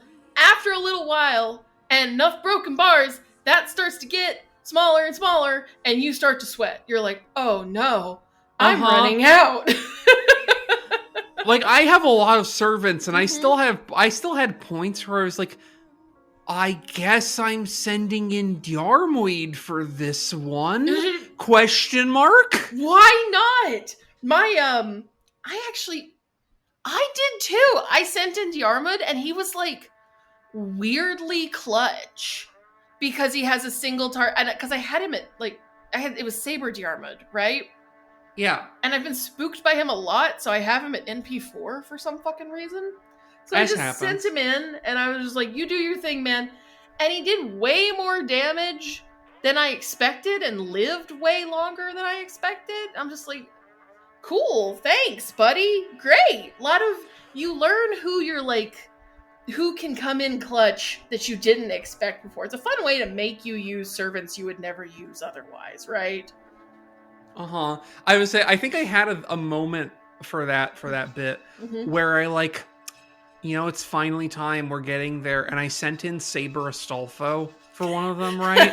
And it just so happened to be that was the break bar that makes it reset all your shit, because it's like, we're no longer doing raids, we're pivoting to the real nodes now. And I was like, so funny. Sending in Saber Astolfo to save the day. Go, my love! You can do it! just sending in the most cackling, psychotic version of Astolfo. Go, fuck boy, kill him. Go, my insane favorite twink. Have fun. It's just like cool. I do like the thing, and this is not relevant to LB7. I do like the thing with Saber Astolfo. It's like, well, how does this servant one exist of the normal version? It's like, I'm the one who comes out on new moons when in the very brief moment of time which Astolfo is like normal brain. Hi, my name is Astolfo. I have a reverse period. Once a month, I feel okay. I'm completely normal. It's like, okay, cool, thanks. I'm manic depressive except for one day out of 28. That's correct. It rules. Yeah. Going back, right. I'm trying to keep us at least a little. I mean, we're going to be here. I guess we can't go over everything. Otherwise, we'll be here for 4 hours, and it's already been an hour and a half, granted with like a 10-minute break in there. But still, we get to do each of the different underworlds. We start with King Protea. She's super mean. Oh, that's right. We have Yolga Marie and her Pookie, right? Her Marine that she's bonding with, and you're just like, oh yeah. You're like, oh, Yolga Marie, no, honey, don't do that. There's only one way this can end, sweetheart. And it ends that way. And it ends that way because Kinoko Nasu is nothing if not consistent. Like, he looked at you and you looked at him and everyone's like, yep, this is gonna happen. But Olga Marie is a new character. She's barely been in FGO. She doesn't know the rules. She doesn't know how this is gonna go. Nasu just looking at you like, you think this Marine is disposable, don't you? Don't you? You think they're completely interchangeable, don't you? They're all they're just talk sprites I whip out for when I need generic ones to talk. Mm-hmm. You will regret your words and deeds.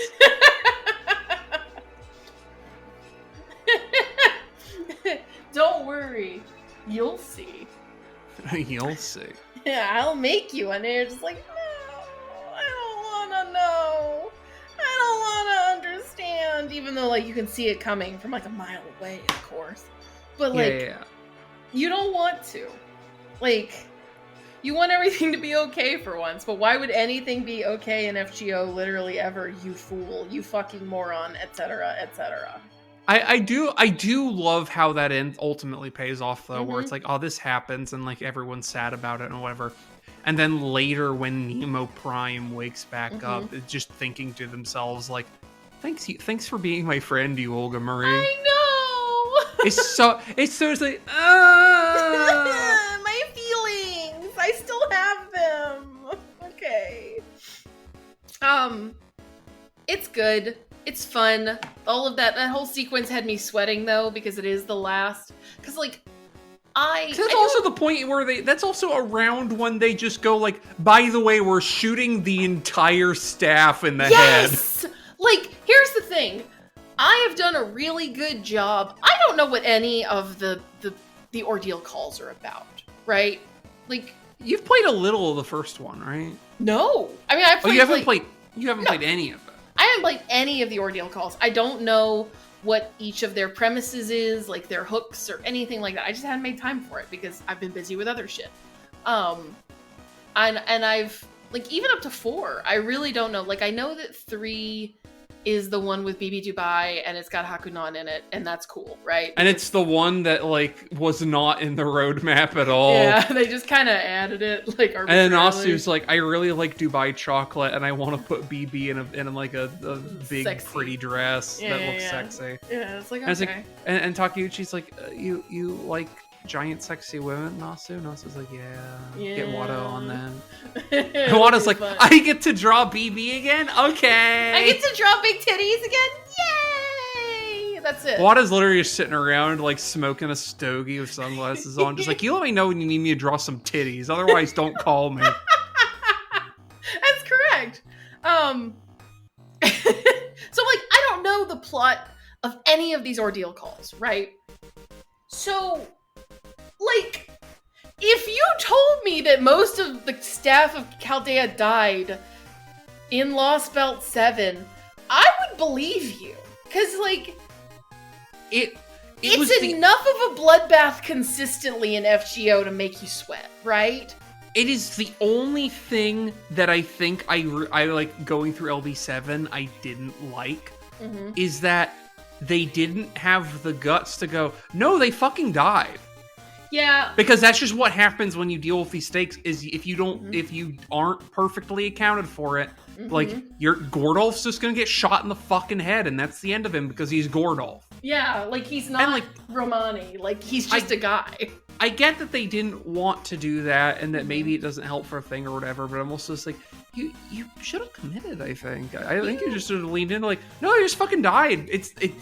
No, it's not gonna be a cool send-off for them. That's not the point. Like not to be like a Walking Dead head about it, because I don't even really like The Walking Dead, but sometimes you gotta go, no, these are the stakes we're dealing in, like, if you're fucking around, you'll just die. Right. I didn't ever think they would kill Gorge. I guess I didn't. Them not killing Gordolf feels like a decision based on we don't have to want to make like a fifth variant of event writing. Right, yeah. And like, people like Gordolf a lot. I get that. I didn't really think they would kill Gordolf. I did think they would kill Meunier. Like, yeah, he's just a guy. But no, even he walks away from me. Like, I guess that's my one complaint, is that like, it did feel a little, I mean, I guess it's okay that it was so low stakes considering how like brutal 6 is, and like this is the more fun one, right? Like, emotionally speaking. I go back and forth on it. Like, it's fine. I also think it would have been fine if they killed Meunier, but like, you know. I think if you're going to... They show him getting shot in head on the screen. I think you probably should commit to that one at least. I feel like if you're going to fire the gun, at least someone needs to get hurt. You know? Yeah, totally. So just because it ultimately ends up having the thing of like, it's the Shadowbringers effect of like, no one dies. Except for like all the people whose existences were already kind of fungible to begin with. Yeah. It's like, oh, this actually is less, the stakes feel very high in the moment, and then you step back and you're like, wait a second, everybody's fine. Hey, you lied to me. It's one of those. But, you know, that is another segue to something else that's on our docket, unless you have something else you want to say. No, hit me. Which is, you know who's in that segment who extremely is good? Which one? Tlaloc.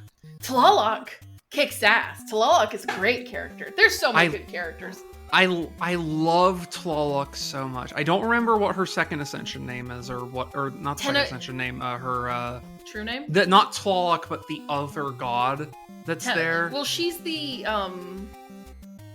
Huitzla. Oh, it's a mouthful. Yeah, Huitzla Copa or something like that. Yes. Something like that. And then ultimately together, her nature is and this is like a later reveal, but like her nature as a pretender is that she is in fact the heroic spirit of the city of Tenochtitlan. Yeah. As embodied by a Yume Ren-esque primal who lived in that area. Right. Yes. It's a mouthful. Sorry. I do my best with, like, I try to make a concerted effort with all of these, like, these kind of Central and South American names.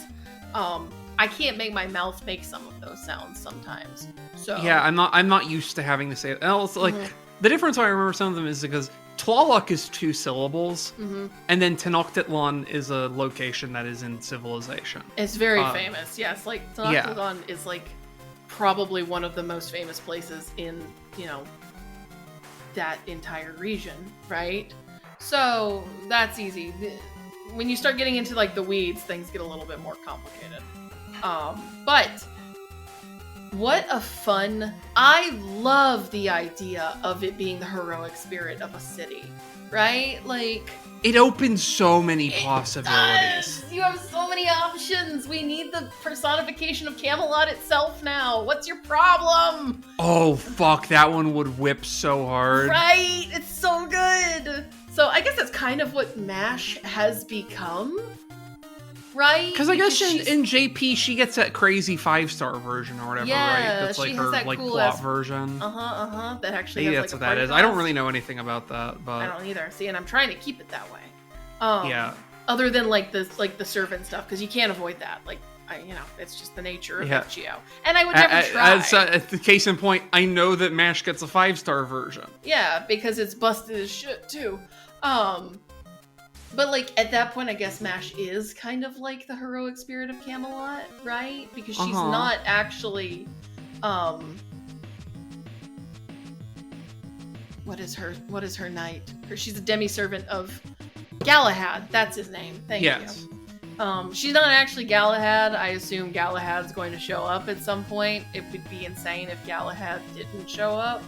I think Galahad shows up in like other fates. I think Galahad's shows up in whatever thing Erise is from, right? Oh, maybe. I don't know anything about that one because I don't know if it's got any kind of like translation running around, right? I don't think it does, but I think Galahad shows up in that. I buy that. Galahad is such an interesting character. We could do a whole thing about him because like the whole point is that Galahad is he's a perfect knight to the point that it's kind of creepy. Right? Like, it kind of weirds everybody else out that he's so perfect, but that's neither here nor there right now.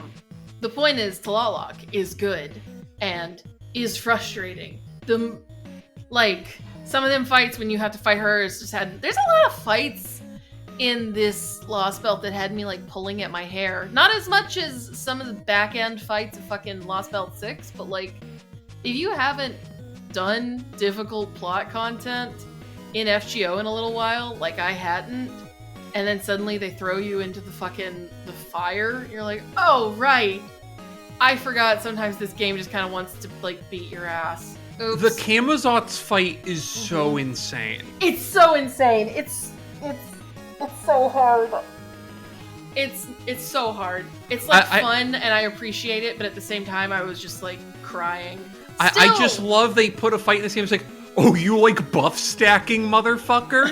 Go to hell. You like your Juno and your Arquaid? Oh, fuck yourself. Fuck yourself and all your buff stacking. No, you've got to raw dog this. You're only allowed to have 2. And it's 2, right? Because he counts down from 3.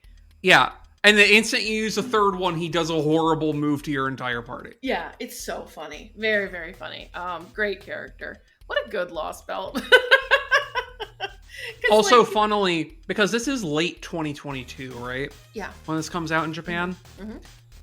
There's a specific boss in Elden Ring who does a countdown thing. And you can tell that the presentation of this is inspired by that boss in Elden Ring. So funny. Because I buy that. Because also, where Camazotz is a vampire bat, the guy in Elden Ring who has the countdown is like the evil blood prince, right? Okay. And it's like, so you can tell that when they're doing that, they're just doing a reference to him, which is very funny to me. Yeah. I love that Nasu is like, you know what's cool? Dark Souls. No, it makes sense because, like, everybody was fucking playing Elden Ring at that time, right? Like, yeah, I 100% believe that Kinoko Nasu played so much goddamn Elden Ring and then was just like, hey, that shit's cool. We should put it in. Nasu and Takeuchi just like, yeah, we love Dark Souls and Elden Ring and shit because they have like giant women and like girls who don't wear shoes. Yes, that's what I'm saying. You know, all these other important things. Miyazaki and Kinoko Nasu are like blood brothers. I don't know if they've ever met. I feel like they should. But I think they would understand each other spiritually, basically on sight, right? And like then they'd have to. The reverse is that they put a character in the Elden Ring DLC who is basically Artoria. Yeah, it's like I'll send you the drawing someone made of the character. That I've seen her. She's the blonde who looks who has the exact hairstyle and everything. It's crazy. It's crazy. Yeah, look at her. She's crazy. That's just. I mean, I get it. She's iconic for a reason. She's like the distillation of the Lady Knight archetype after a certain point. You gotta have a blonde Lady Knight in armor in your fucking Japanese video game, right? Yeah, it's sick as fuck. It's sick as shit every time. Oh, well, she's got like a virtuous heart or whatever, and then you get to know her like even a little bit, and you realize she's like an insane fascist. Yeah, it owns! That shit's cool. cool. Hold on. I'm trying to get us back on track.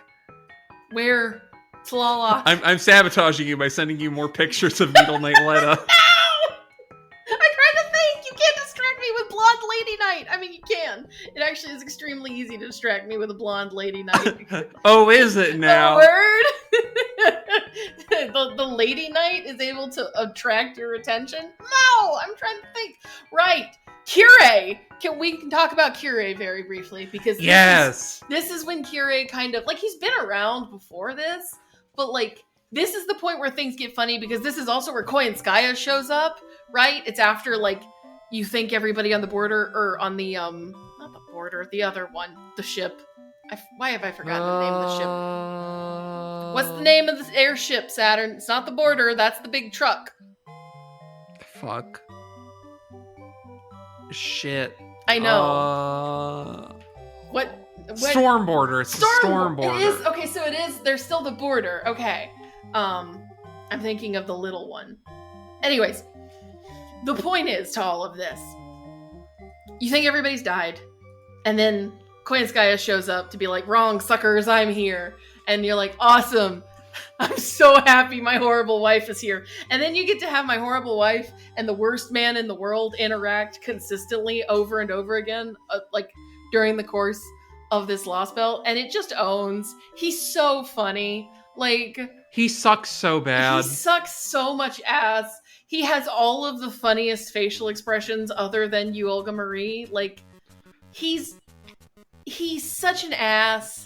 And I just think he's neat. I think he's great. I'm really glad they put Kirei in, like, 1-to-1. It's just Kirei. Like, they keep calling him Rasputin. No, it's not.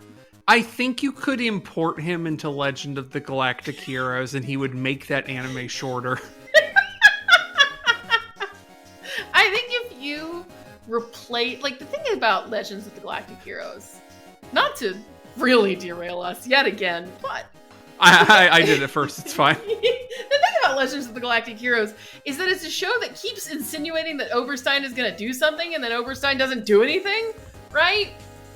If you replaced Oberstein with Kirei Kotomine, that is a solved problem. Like, that whole show is a solved problem way, way faster. Would it piss Reinhardt off? Yes. Would things get done? Oh my god, yes. It would be a bloodbath. Like, and I'm not to say anything about the remaining 8 episodes we have of that show at the time of the recording. The version of Legend of the Galactic Heroes where you replace Oberstein with Kirei is the one where Kirei goes, I know what you are, and psychologically gaslights Reinhardt into destroying his own empire. That's correct. Like halfway through the series, and then it ends, and then it's just over. Yeah, the show's over in 50 episodes instead. I would watch. And it's like, why did you do it, Kirei? It's like, well, because it got me super hard. Like, what else do you want from me? This is what gets me going. It's the only thing that revs my Harley, dude. Like, what do you want me to say? I can't finish unless I ruin someone's life in the process. Exactly. So, you know, he's great, and he's just allowed to be. I think Kirei pretending to be you, Olga Marie's butler, is the funniest. It's such a good bit. It's very a good bit. It very leans into my theory of Nasu going, yeah, I read Umineko, it's pretty good. Yeah. Nasu, do you want to let Ryukishi like do like a LostBelt? Can we get the version of LB7 where they replace Kirei with Ronove? Oh, that would go way more smoothly, I think. I think Ronove is, like, despite his nature as a demon, is way nicer than Kirei Kotomine. Ronove gently taking Gurako aside, like, I don't think you're properly considering my mistress's feelings. Yes! Like, he would be able to just sit, mash, and Gurako down and be like, you need to tell her what's going on, right? This can only blow up in both of your faces. And it does, right? Like... Listen to me, children. She's very innocent-hearted. However, she is basically if you gave a 10-year-old access to nuclear weapons. Yeah, exactly. And you need to treat her accordingly, and you everything have to will treat go her like a swimmingly. lady. And if you don't, you'll regret it. Ranave would handle this situation so much better. It is... The thing is about not telling you, Olga Marie.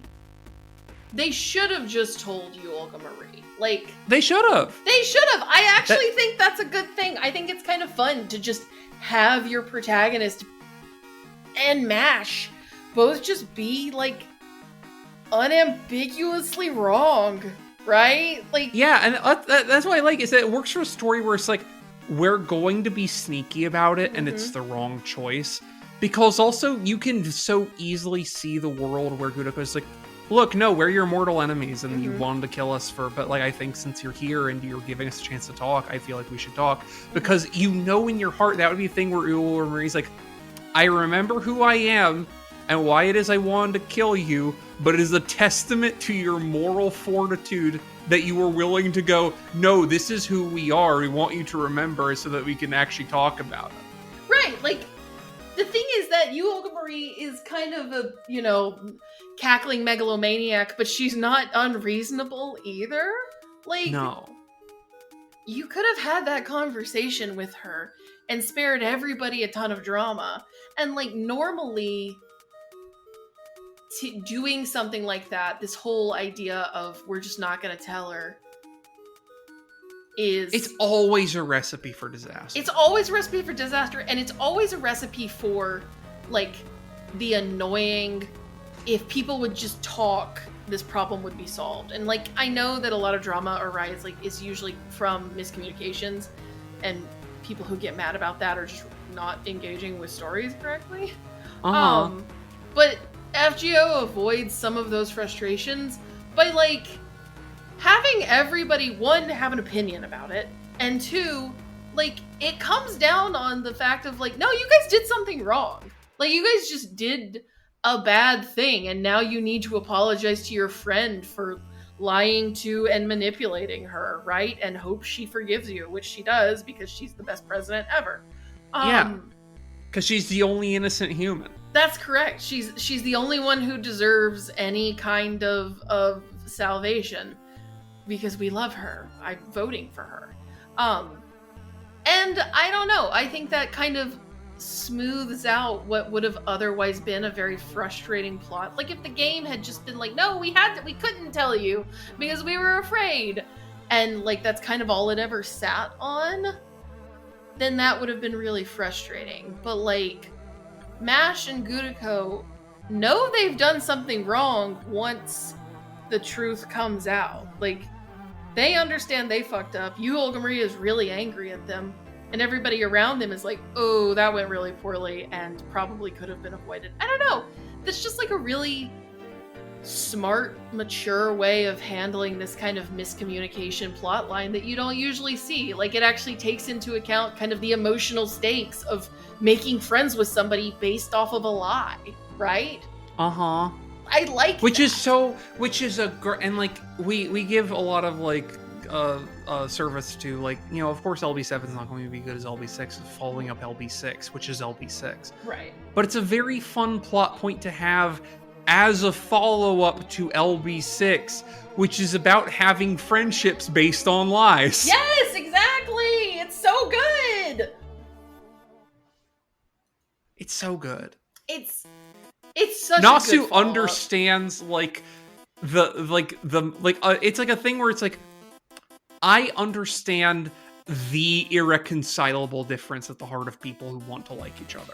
Right, absolutely. Which is that you want to play it safe, but the instant you do, it creates the unrepairable gap of trust between you and someone who could be your best friend and soulmate if you had just simply been completely upfront with them from the beginning. Yeah, absolutely. And it just, knowing it even from frame one, it just becomes hours and hours and hours of suffering. I was just waiting for the other shoe to fall, and, like, knowing that all of this, like, it's going so well. Everybody, like, they are getting along. They have got amazing chemistry as, like, a trio. Like, as Gudako, MASH, and you, Olga Marie, they have like an amazing little dynamic between the three of them, right? You get some of that in Fate Samurai Remnant, which I like, which is of your main two of Iori and Saber in that game. And the Olga-Marie comparison being Ruler Gilgamesh. Those three have that dynamic as well. It's great. Great. That owns. I gotta finish that video game at some point. Then we can do another 3-hour-long podcast about that thing instead. Yeah, because it'll just be me going, I love them so much. Just drunken crying and smushing your dolls together to make them kiss. Just like It's going to be 3 hours of me just describing all the gay sex fan fiction that I've been tinkling around in my head between Iori and Saber. Like, that's it. Sitting me down and being like, I am now going to read you all of the gay sex fan fiction that I have been wanting to write. I'm like, okay, that's fine. I'm here. You know, just nodding along. That'd be fine. So look Chapter forward 1, Saber flat-chested flatly down the steps.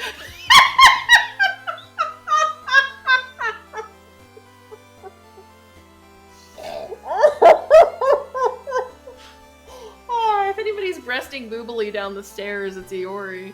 Yeah, exactly. Good for him. Oh my god.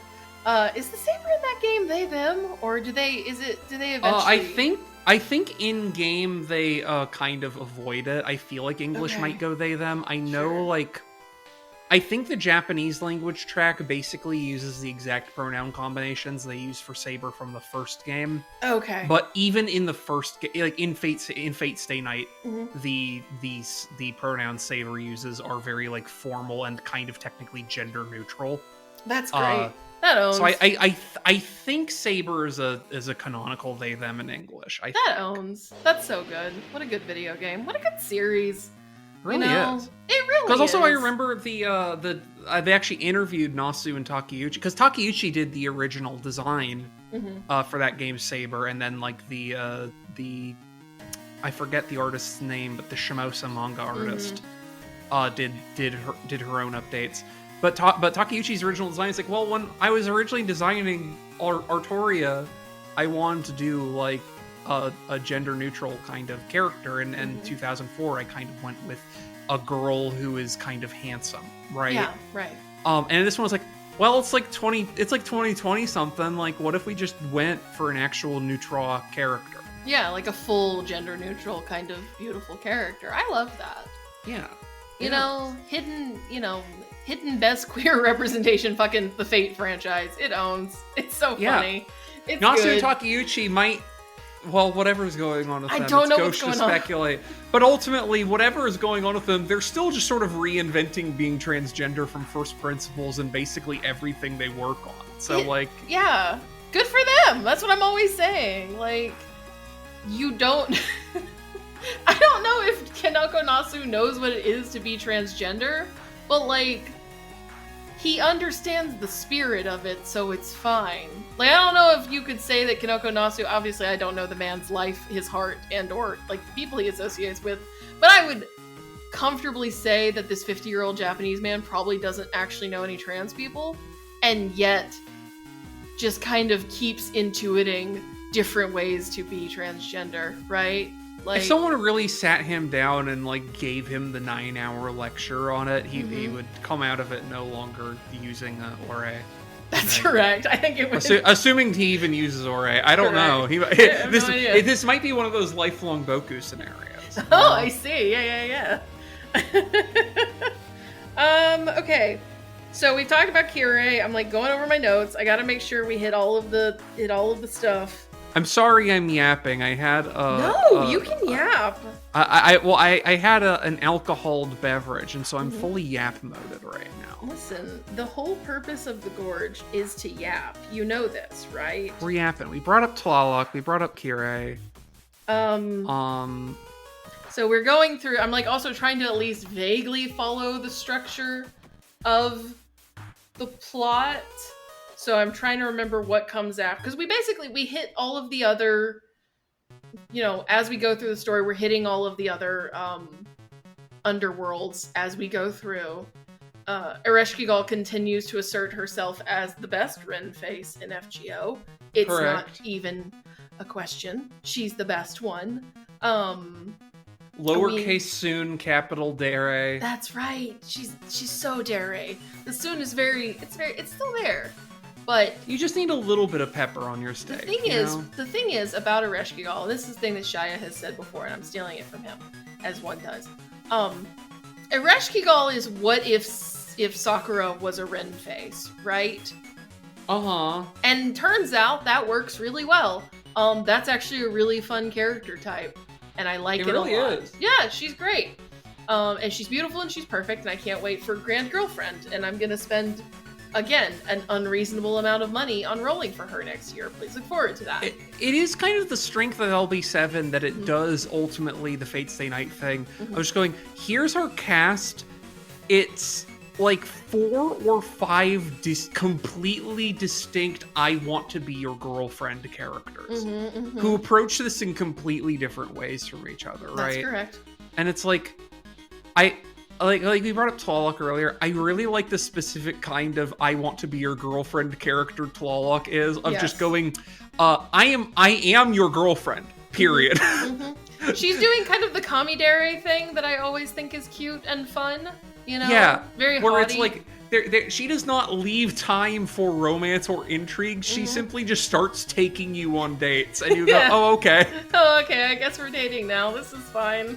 That's fine by me. That's but, like, fine. Ereshkigal is, like, the peak of, like, the Dere.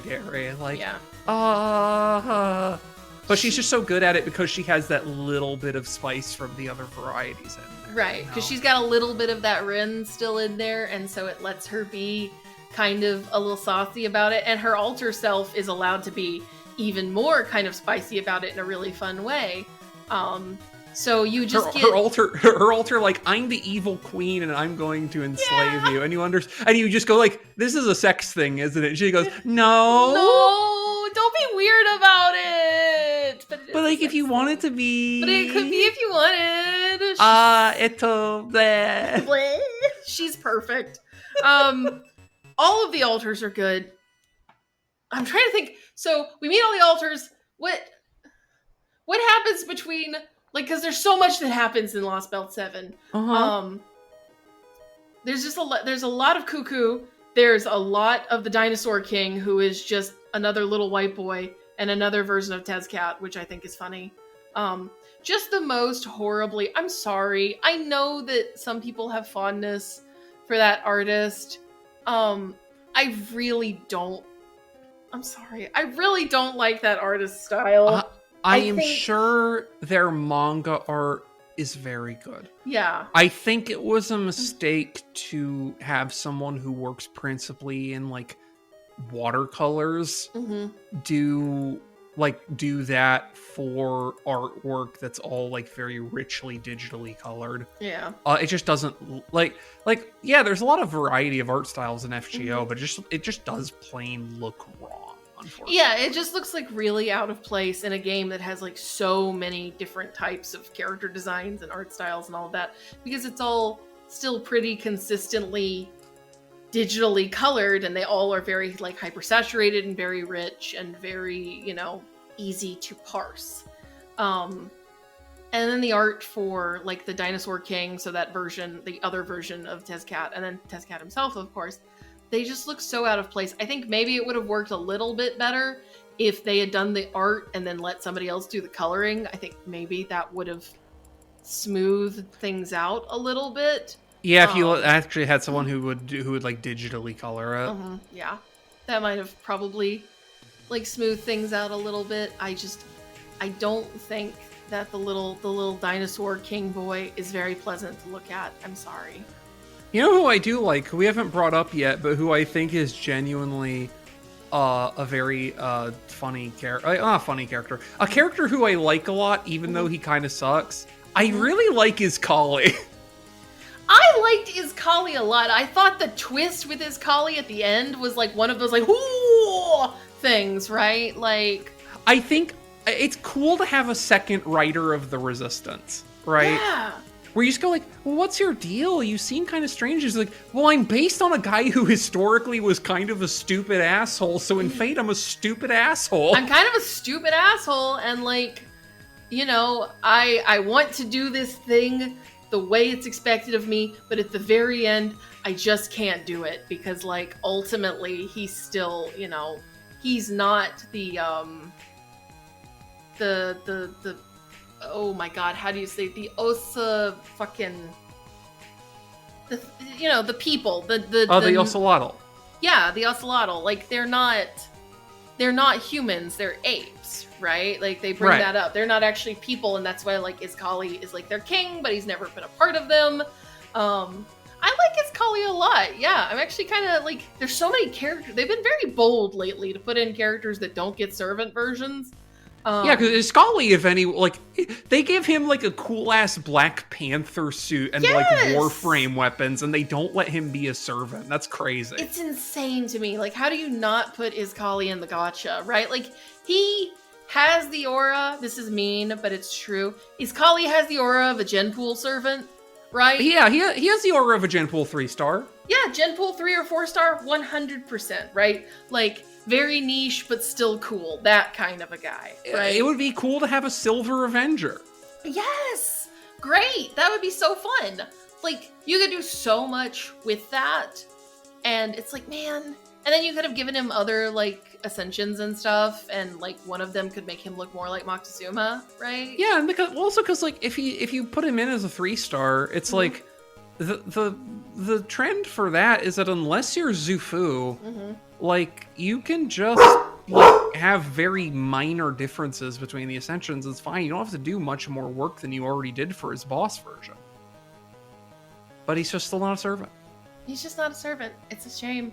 It's strange. I mean, between him and Camazotz, I'm just like, guys, please. They need to put Camazotz in. Like, they're not going to do Camazotz for 10th anniversary, but, like, they need to put Camazotz in. They need to, now that there's an actual beast class servant, like, there's an actual... Have they shown at all what they're doing for summer this year? No. Have they done summer this year? They have not done, because they do summer, like, all the way in, like, fucking August for JP. Because they always, as I understand it, they always do summer after anniversry, right? Like, and listen to me, Nasu. I know you definitely still have time to do this. I don't care what your summer plans are. I know that fucking Camazotz is not going to be your anniversary servant. You have Camazotz as a 5-star for summer. Yes. And then you know what? Honestly, you have Iskali as a 4-star for summer, and like 1 or 2 of his ascensions are summer themed, and one of them's just like the normal one. One of them is still just him in his Black Panther outfit. Yeah. Yeah. And he's like, it's my diving suit. And he's like, that's clearly a combat suit. He's like, I said it's my fucking diving suit. Leave me alone. What's your problem? No, I agree. And then you let Camazotz, because then you can have normal Camazotz. You also get Camazotz in a Hawaiian shirt. Yeah, and then your third ascension is like the most thirst trap man they have literally ever put in FGO. Enough to drive everybody completely fucking insane. Yeah, I think that sounds great. You see what third ascension Camazotz looks like, and it skews the player base demographics to be like 10% higher women than it was last time they cataloged. Completely. I love that plan. Camazotz is so good. They're so smart for giving him so much sexual tension with Nitocris. They're genius. It's so good. I mean, Kinoko Nasu, whatever you want, I'll do it, man, because you're so smart for that one. Like, if now I hate to say this because it is good. I do like that a lot. Totally. If they were really brave, and if they hadn't already done this in LB6, it should have really drove down on Camazotz being Gurako Alter and had it be with MASH. Correct. That actually would be pretty good, too. Yeah. I'm just saying. I know you had to get Nitocris Alter in there, and I respect you deeply. I wouldn't dare take that away from you. Never. Because Nitocris Alter is super good. She's super good. She's so hot. She's not very good as a unit, but that doesn't matter. That's why they put her in Gen Pool. It's okay. That's correct. Bless her heart. But she's still good. Honestly, that's the other sleeper hit. There's like a lot of characters that you cut. Like, I came out of LostBelt 7 being like, I did not expect to care this much about you. Like, there's a lot of that in LostBelt 7.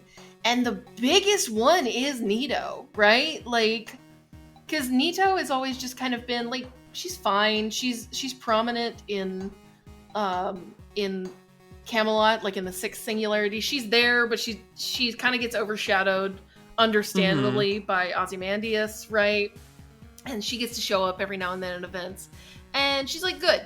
And you're like, okay, Nito's cute and good. But then, like, fucking LostBelt 7 is so about, like, giving her pathos and, like, goes really into the weeds of kind of, like, her whole revenge plan and like, her as a character. And then going into that so deeply so she can be put in opposition to Camazotz, right? It rules. It owns. You come out of it just being like, wow, I am so much more invested in Nito now. Yeah. It's just not what you're expecting when you go into because like you go into LostBelt 7, there's so many, like, you know, there's all these new characters, there's Cuckoo, there's like, you've got all these like big ones like Yuo the Marie and Queen Skya running around, and like, no, one of the big standouts is the fucking 4-star caster who's been in the game for like 7 years. Nito's been in there from almost the beginning. She might be like a year 2 servant, right? I think actually year 1, because all of the first singularity happens in the first year. That's so, man, remember when... Or not first singularity, but all of the first arc happens within the span of a year. Right, remember when? It's been 10 years and most of that hasn't been the singularities. Damn, that's crazy. Yeah. That's crazy. Or I guess like I think technically the Temple of Time and stuff was like circa Christmas, so it's like a year and some months. Yeah, totally. But like most of that was within a year. That's crazy. So like, yeah, Nito is a year 1 servant then. My God. Yeah. And you come out. Meanwhile, Nito in the plot's just like, you might not ever be able to call me back to Chaldea, and I'm just like, I have this idol outfit that I got for you for a prior thing, so I don't know what idea has been put in your head. You're not going anywhere. Nito, I got bad news for you, honey. You're a really good farming caster with a 100% battery, and I have you at NP5. You're not going anywhere, sweetheart. And I say this sure enough now that I think about it, because even though she's like, you might not ever be able to summon me again, she does still, even though I have finished the LostBelt, does show up in the current summer event, and she's like, yeah, my big sister, Nitocris Alter, they're the one who thinks she's my big sister and keeps calling me her little sister, and it pisses me off. That's so funny! And Nitocris Alter's like, what? And Nitocris Alter just showing up like, what's up, little sister? She's like, shut the fuck up! That makes me so happy. That owns. It's like the opposite of Jean and Jean Alter. That kicks ass. Yeah, it rules. Because Jean Alter hates that Jean calls her little sister. She's like, what's your fucking problem? I don't want that. That owns. Thank you so much. I gotta get on that fucking event. We're gonna end up having to do an episode about the event too, probably. Probably. I feel like we're like, no, we'll only do it for big story things, but the problem is that this is a follow-up to LostBelt 6. Yeah, the problem is I know for a fact we're not doing one about Ordeal Call 1 because you haven't done it yet, and I did it, and like I'm like, yeah, Ordeal 1 Call is like maybe the best thing Minase ever wrote. And that's not a high bar to clear. No, yeah, the bar is in hell, as they say. So turns out you can write something that would be on the lower half of what Higashide puts out, and that's your best work. Yeah, that's brutal. Yeah, no. But there's a non-zero chance that we're going to be here in 3 weeks talking about Summer, because it is a follow-up to LostBelt 6, which is like, of course, right? You have to talk about any follow-up to LostBelt 6. And it's a follow-up to your favorite of the summer events. The one to Summer 3. I still never actually saw any of. That's so sad. And it's hard to even, because like the problem is that like Summer 3 is so good, and I could tell you to go like watch the plot on YouTube, but it's not the same because like it was the vibe of all of it too. It was the like the map and the grinding and the aura, because it is set during this, like you saw, it's set during Servant Fest. It's a convention for like servants, and the whole thing is it's about drawing a dojin for this event while also being stuck in a time loop in the same time, so you just can't leave Hawaii for like weeks and weeks and weeks, but you can't even get to enjoy Hawaii because you're too busy drawing a fucking manga with Jean Alter. And like it was all just like, it was just the vibes. It was so good, and tragically you just don't get to experience that. And the plot is so much fun. I mean, you get Summer BB, who is just the worst, in the best way. So, you know. I like all versions of Baby. She's perfect. She's so good in the summer event. And by that I mean she sucks ass. Affectionate. But it's what you want. That's what you want. You want your evil Kohai to be really bad and nasty. You want her to be your sweet, cute little Kohai who's never done anything wrong ever. I promise. Fingers crossed, right? Yeah. What else is there?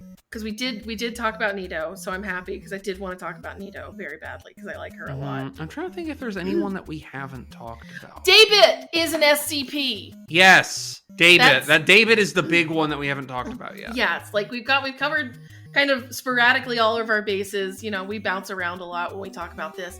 The thing is, one, the gimmick behind why his name is David Simvoid is really fucking stupid. Yeah. Right? It's stupid. It's like the dumbest version of like a thing that Nasu always does, right? Actually, I have a request real quick. Yes. I need to take another break to use the restroom because I've been drinking. But when I do the edit, we can pretend that a David time thing happened. Right. Sounds good. I'm super sorry, but I'm just sitting here like, no. I need to pee super Go bad. pee. And I don't want to like blank out what Sarah's saying while I think about how badly I have to pee. Go piss, girl. Okay. Yay! Go, bye. Okay, hi, I'm back. Hello. Welcome back. Okay. I was literally just like I've been drinking, right? And I was like, you know, since I've been drinking, I don't want to wake up with like a hangover tomorrow. Correct. And I'm like, well, what should I do? And I'm like, you know what? You gotta drink water. I have some electrolyte drink, which will hydrate and replenish me. Yes. But the problem with putting more fluid in my system is that then I have more fluid in my system. You have to. It's the age-old problem, right? I'm trying to stay hydrated, but God, at what cost? You know, And the thing is, I can't think that far ahead because my memory of a 24-hour day is condensed down to about 5 minutes. It's so fucking stupid. I do really like that your note in the thing is David is an SCP because like everything about how his backstory is written and the specific weird quality he has is just indistinguishable from how they write SCP guys. It is like word for word. Again, it feels like Hinoko Nasu fell down a fucking wiki hole, or in this case, the SCP wiki hole, right? Like, and I get that because that shit's cool. Like, I love a good SCP. And honestly, thinking about it, you know what LB7 has a lot of? What? Hard to kill reptiles. It does. It has so many reptiles that are hard to kill, and it has horrors from beyond the bounds of space. I actually think they should just let Kinoko Nasu write a horror story because I think he'd do really good at it. Right? Yeah. He does body horror and all, and he does like sexual horror really good, right? Like him and Ryukishi should do a collab where they do like some sort of like weird sex horror thing. It's like just the most deranged thing you've ever read, but also like really scary and really hot at the same time. What if Silent Hill F like pops off super hard and they give it a sequel and they let Kinoko Nasu co-write it, right? What if they let Kinoko Nasu and Ryukishi 07 do what Kodaka and Uchikoshi are doing right now with like 100 line, where it's like we're gonna work together to make our like scary horny sex VF. Yeah, fuck, that sounds so good. No, I actually think that's a great idea. It's all I want. That's all I want. So much of David's backstory is like, it has that really spooky aura of just like of an SCP, like the whole, you know, shadows being left burned on the floor and all of those little things, like the, you know, his father just vanishing in like an instant, right? And like the interaction with angel stuff, right? I was gonna say, the confirmation that angels exist in Fate, Uh-huh. not explaining anything about what or why they are, but making sure you understand their principal defining characteristic is an existential hatred of human life. Yes. Isn't that great? Isn't that so much fun? Like, that's such a joy. And it's so like the horror of like the abrupt death, right? Like it's a thing that like, you know, scares a lot of people for good fucking reason. And it's just that idea that like in an instant your entire life is changed irrevocably, and after that moment like David stops being a person, right? Like in that moment he just stops being a human being completely. His goals no longer align with Krishtaria's. They don't align with the foreign gods. He's just using all of that to like... He becomes a video game character. He becomes a video game character. He becomes somebody who just wants to see the end of everything. And I don't know. I think that's pretty neat. I think that's such a cool... Even though I think like the gimmick, you know, you only have 5 minutes of memory from the day before. That's dumb. Like that thing seems to me like, and this is why I bring up he becomes a video game character. Mm-hmm. It seems to me like a big part of the inspiration of this character is what if the way you experience the world and your day-to-day life is the way like a Persona character experiences it. Right. Yeah. Like what if the thing David is doing is picking how he's spending his afternoon, and that's like literally a 15-second cutscene, and then oh, that's a good point. That actually is a good idea.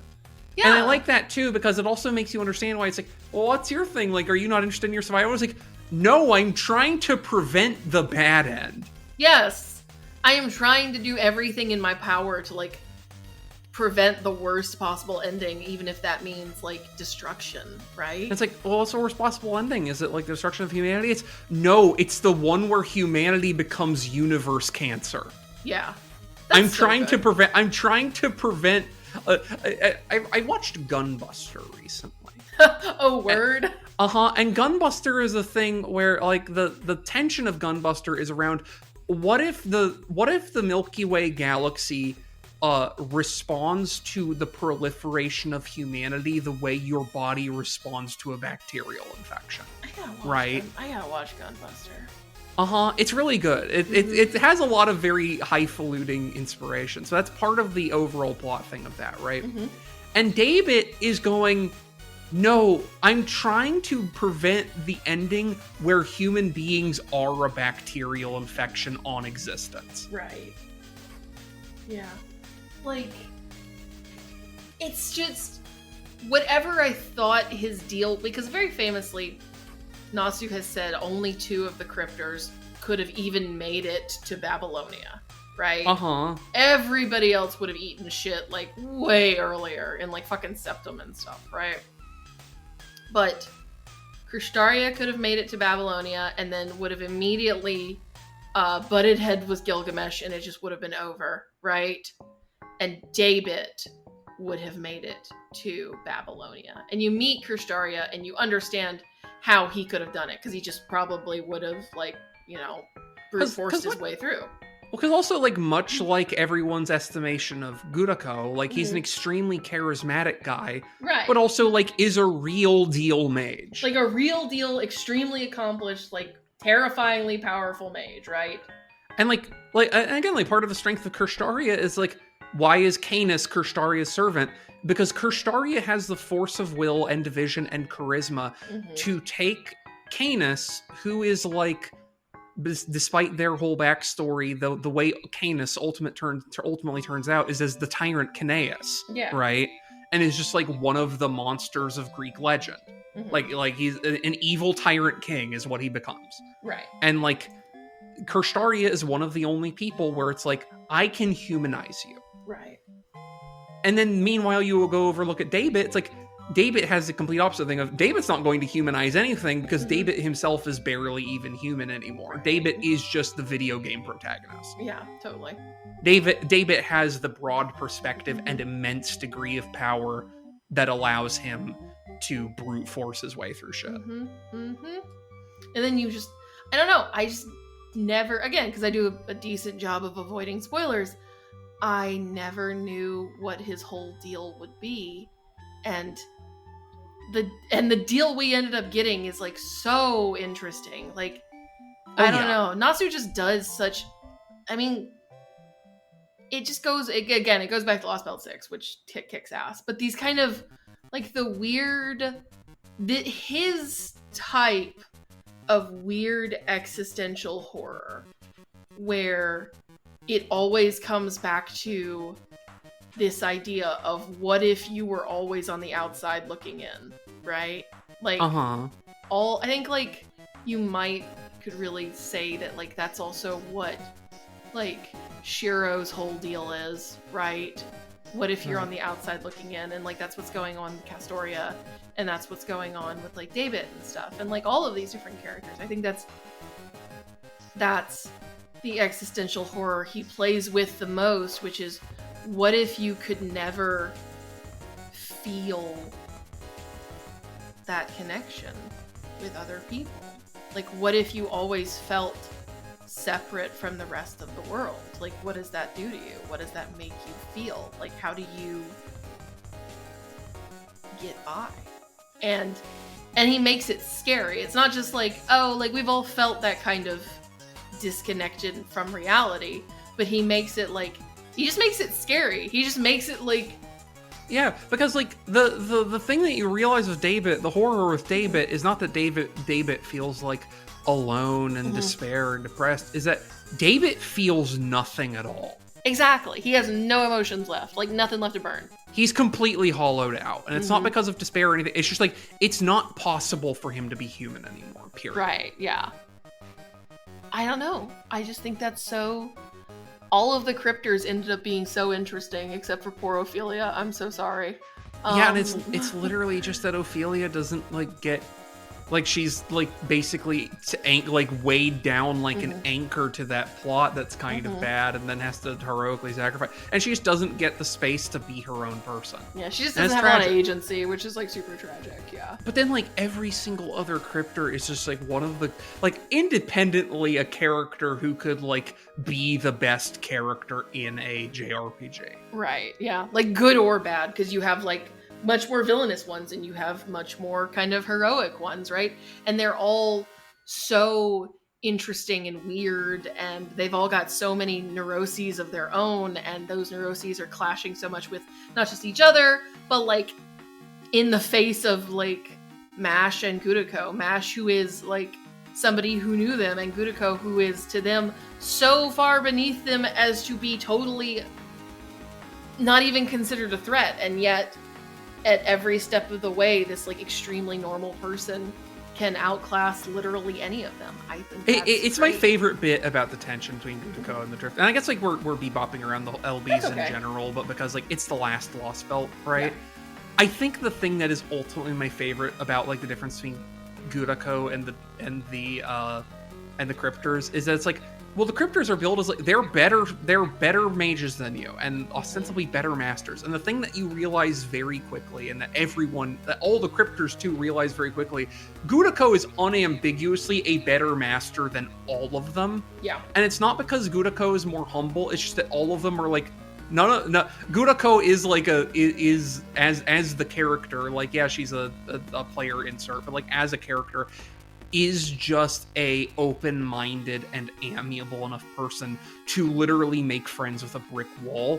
Yeah. And this enables her to just be, like, the absolute, like, most capable master who has ever existed. Right. And it's like, not like secret magical technique or anything like that. She sucks ass. No, she's no good at magic. Yeah, exactly. It's my ideal version of Naruto, where...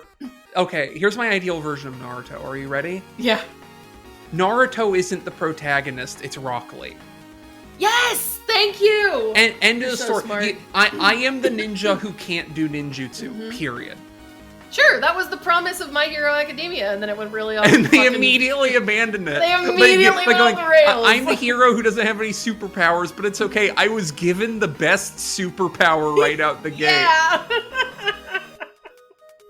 It's just like, no, that's the thing that separates, like, and to bring it all back to fucking LostBelt 7, that is ultimately what saves Gudako here too, because it's always what saves them, right? It's what saves them because, like, they know intrinsically, even before Cuckoo knows, like, even before Kukulkan knows that they're never going to fight each other, because it's just not Kukulkan's nature, right? Gudako is possessed of, like, an understanding of people that is so much beyond everyone around them that she can look at Kukulkan and go, yeah, but we're never actually gonna fight. Kukulkan looking at you like, I am the brainwashed by alien algae, planet destroyer heart god being who is tasked solely with preventing the one thing you want to do. We're going to fight. And Gudako just looking at you like, my human order imposition EX has already taken effect because you're talking to me. Yeah, because you are trying to justify it in any degree. Trying to explain yourself means you've already lost. The fact that you are treating me like an equal for any reason means that the virus has already settled in. Yeah, you've already lost. You are not immune to being friends. And that is why Ort is the biggest threat in LostBelt 7. Because Ort is not available to be communicated with. Ever. Yeah, no, or is the headless cockroach that nonetheless is determined to destroy the Earth. That's correct. Ort is not available. Ort is holding Blood Feast, just like, I just want to nuke Iran one more time before I die.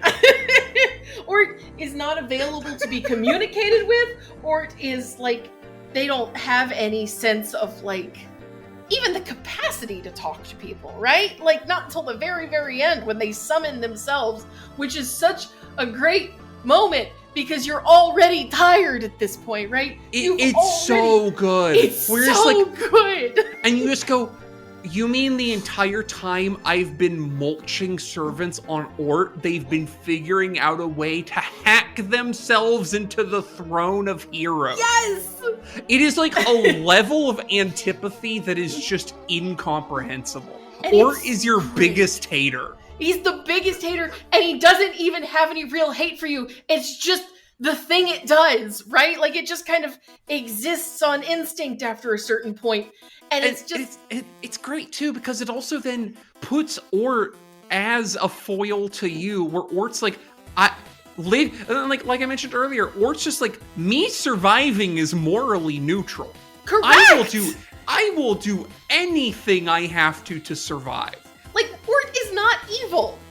That's ultimately what it comes down to, is that of course the last thing you fight in all 7 LostBelts is a thing that is just kind of doing what it's doing, right? It needs trying to survive. That's it. And it's given people a new keep command. Fucking with it, and it goes, but I just want to live. And then those people die. Yes, and you do it over and over again, and you have to fight this thing so much. We've already talked about it, but it really is the coolest finale that any gacha game has ever done. There's a couple of normal video games that can't make me feel the level of tired I was after the end of the Ort raids, right? FGO is the only gacha that went, I'm going to make you fight Yasmot from FF12. That's right. And you go, are you sure? And it's yeah. Uh-huh. Start fighting it, fucker. You've got 20 fucking break bars to go through. It's gonna take 2.5 hours, generously. Have fun. You're just oh my god, okay, I guess this is happening. And it kicks ass. It's so smart. It's so just good. I don't know. And also, again, and this is why it worked for me, because I'm not a huge Sight Moonhead, but I know the thing, I know Ort is a big deal, yes. Right? And everything in the writing about Ort is that Ort is incomprehensibly powerful, not fuck withable, right? And them going, here's Ort. Mm-hmm. It has been dead effectively for the last 60 million years. Mm-hmm. They tore its heart out and its brain out and subjugated its heart to serve as the artificial sun for this underground world. Mm-hmm. You're fighting a headless, gutted cockroach. Mm-hmm. And it is a boss that has 24 break bars and eats your servants at the end of every one. Right. You get 3... It's 3 turns... And then he presses the kills any servant, no matter what. There's no servant that can survive, because he the thing he does before he does the big attack is removes all buffs. All buffs get removed. So no matter what, you cannot have somebody live past that turn 3 attack right? Like Ort is a fight where, depending on how lean your account is, it can be mathematically impossible to beat him. Which is really interesting.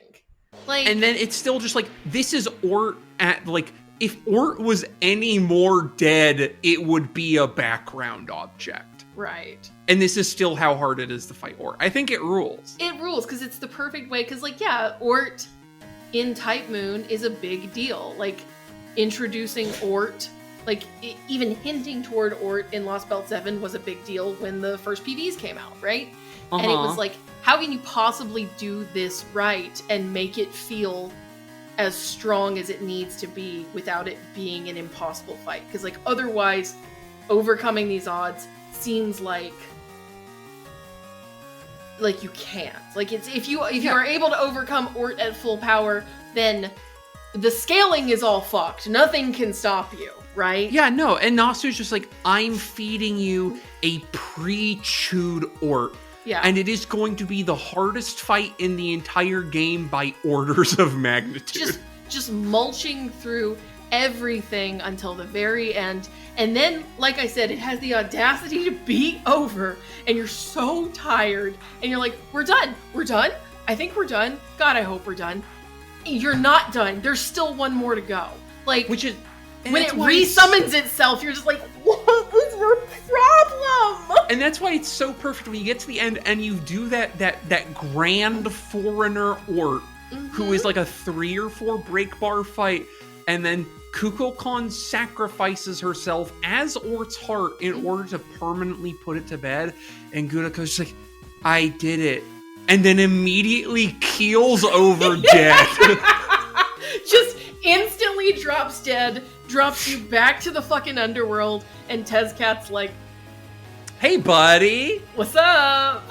Remember that conversation we had like 20 hours and several dozen break bars ago? Time to pay up. And honestly, like, and this is like ludonarrative resonance for me, it might have been different for other people. I really love that fight because, like, all right, we're gonna do this. It's gonna be crazy. There's no respawns allowed here, fucker. You're just gonna do what you can. And I'm like, I can't help but notice you're a ruler. And summons NP5 Jolter. Yeah. I'm going to burn all of my buff stacks and also all 3 of my command codes to Noble Phantasm you every turn and completely shut down this fight. No sell that fight. That's so fucking fun. That rules. That's perfect. Yeah. There's like Jolter just coming in a helicopter to airlift me out of hell. And then just like drop a fucking ICBM on the way out. Like, so long, assholes! It rules. That's perfect. I use Kagekyo, which also makes sense because Kagekyo's whole shtick is also that an unkillable Avenger. Yeah, exactly. An unkillable Avenger. Their whole shtick is that they can't die. Which is perfect. Like, yeah, I woke up in hell. Kagekyo, like, are you a Genji? And says Katlapoka, like, I'm a white South American. And Kagekyo's like, sounds like a Genji to me.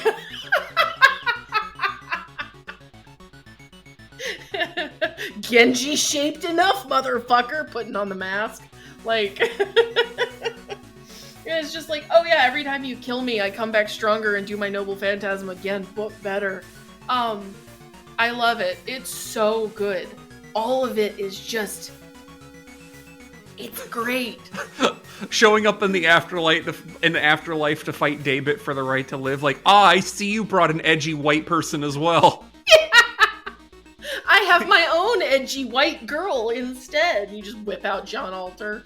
Like, get out there, Jolter. Make him regret being a ruler. I'll show you, edgy, you dumb bitch. And then just mulching him. It rules. What a good... And then, like, all of this is so, like... If you're like me and you basically did all of it back to back, right? By the end of it, you feel like a towel that's just been wrung out. Like, every single drop has been wrung out of your body. And it's finally over. And, like... At the end of LB7, if you did it all in a row like you and I did, because I also did it all as fast as is possible. left LB7 feeling like that one grandma from that episode of SpongeBob who has Yeah. paper skin and breaks her bones every day. I love chocolate. Yeah. I love chocolate. Yeah, I just felt like that grandma worm. Just like there was nothing left in me at that point. You just and then you can just let like the finale just wash over you, and it's good. It's great. You get to say your goodbyes. All of the dinos are already dead, and you've had your cries about that, and like I don't know. It all and then it wraps up, and I still don't. I'm not going to lie to you. Hand to God. I still don't quite understand what's going on with Chaldeus, right? I think the idea is that, like, how do I put this? I don't know if it's the translation that is, like, getting in my way, or I'm just having a hard time conceptualizing. They're pretty vague about it. The thing it seems like to me is that through some insane mechanism that's not entirely clear to me, that Animosphere saw the end of the world coming through in the form of the space trees that were going to kill all humans, and went, what I need to do is to make a version of Earth where everybody has the power of a servant. Right. Which is why you get Olga Marie as, like, the president of Earth or whatever. And it's like, she's simply the most powerful of the Chaldeans. Right. But, like, feasibly, especially because you have Romani there just doing, like, fucking, like, walking around the bleached Earth, it's, like, no big deal. Presumably everyone in that planet, right, the foreign planet or whatever, is, like, a being of that power level, right? And, like, the whole deal is that the texture of the Earth, the reason the Earth is bleached is because the texture of the Earth was moved to Chaldeus instead, right? Right, to make it, like, the home for the new humanity that's full of, like, cheater humans. That could be resilient against any apocalypse. Right.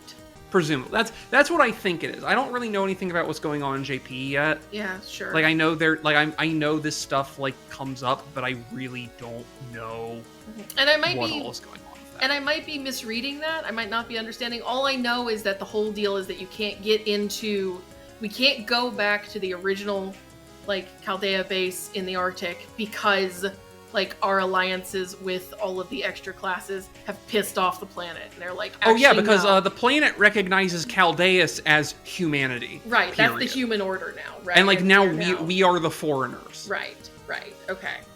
Because we have tons of shit that Alaya or whatever just simply doesn't understand. And it goes, oh, that's clearly that's clearly the bacterial infection. Yeah, that's the threat. Out over there. It's very high concept, and I like that. Trust me, I've always liked Fate for being, like, just willing to be as high concept as it is. Like, you know, annoying assholes on YouTube, like Gigook, aside. I think it's cool and sick, actually, to have your franchise be kind of convoluted. I think it's fun. I don't know. I also think it's really cool that, like, it seems like based on where the Lost Belts have gone and what it seems like the thing with Chaldea is, right? That the whole thing with Lost Belt is Natsu looking at you like Utopia is an existential threat. Right. You need to be willing to fight for an Earth that sucks. That is actually... I was literally... Okay, I'm not going to derail us too bad, I promise. But I was literally thinking about Deep Space Nine today and why Deep Space Nine is also about how Utopia is impossible and you need to be willing to fight for, like, your future, even though people still kind of suck no matter what, right? Like, that's also what the back half of Deep Space Nine is about, and that's why it's the best one. But that's also what the Lost Belts are about. And I think that's really interesting, because it goes back to what we were saying with, like, the dinos who are so at peace with being removed. Like, they're cool with it, because they are proud They don't have to struggle to live, and as a result, like, life doesn't mean anything to them. But not just that, but they do have at least a degree of pride in the end. Like, they do finally develop, like, some kind of, like, true emotional bond to their world, because they're proud of the fact that they made a perfect world. Like, their world was peaceful, and they lived good lives, and they were happy, and no, there was no development, and yeah, everything stalled out, and because of that, they had to be pruned. But that is kind of a victory in its own way, right? Yeah, we won the game. We weren't playing it because we won. Right. We stopped playing, we won. And like, sure, that now means you get the victory of resting. Like, you won. You made the perfect world, and now you get to, go to sleep.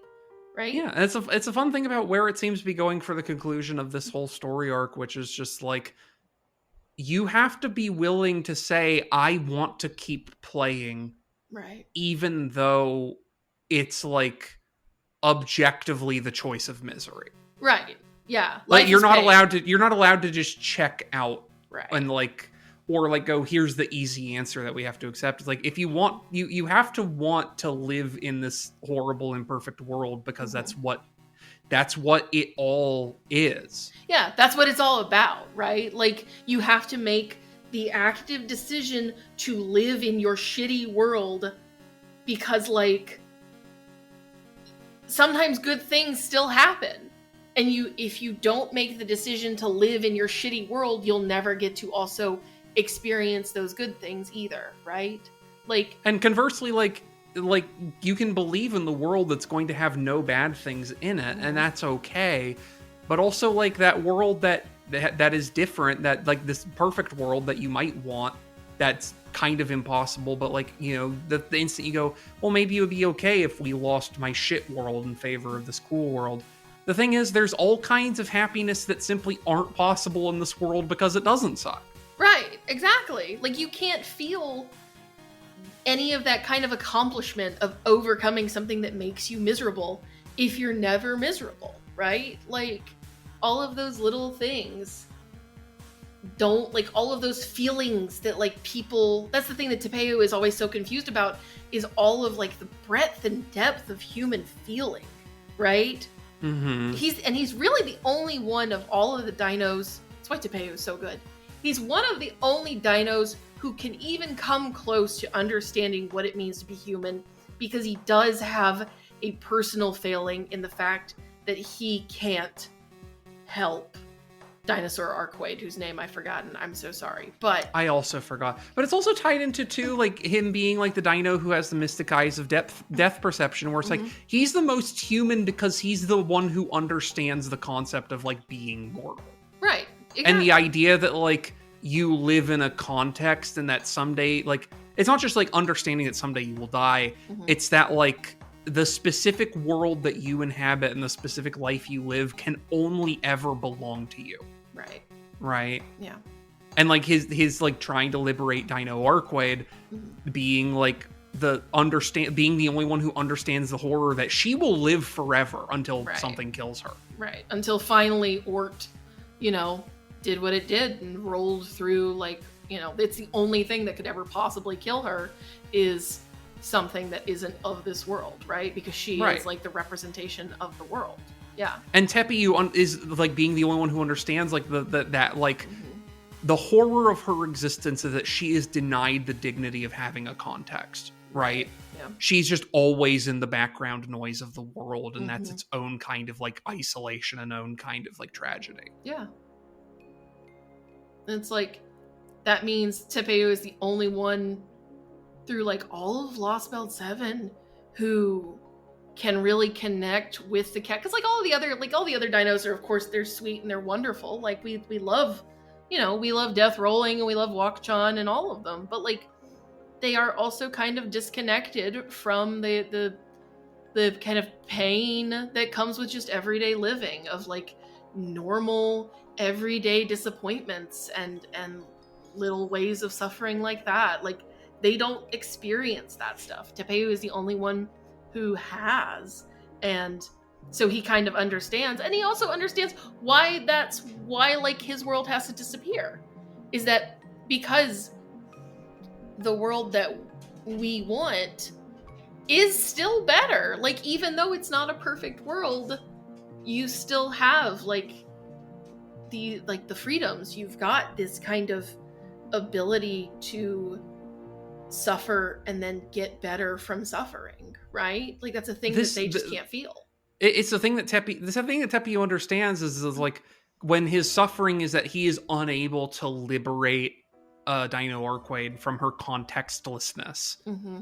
That like looking at the human world, understanding the human world, and looking and understanding humans and going, all of these things have a context that they cannot escape from. Right. And the state of existing within that context allows them to live these rich and vibrant lives and have these rich and vibrant experiences that are simply impossible for us. Right.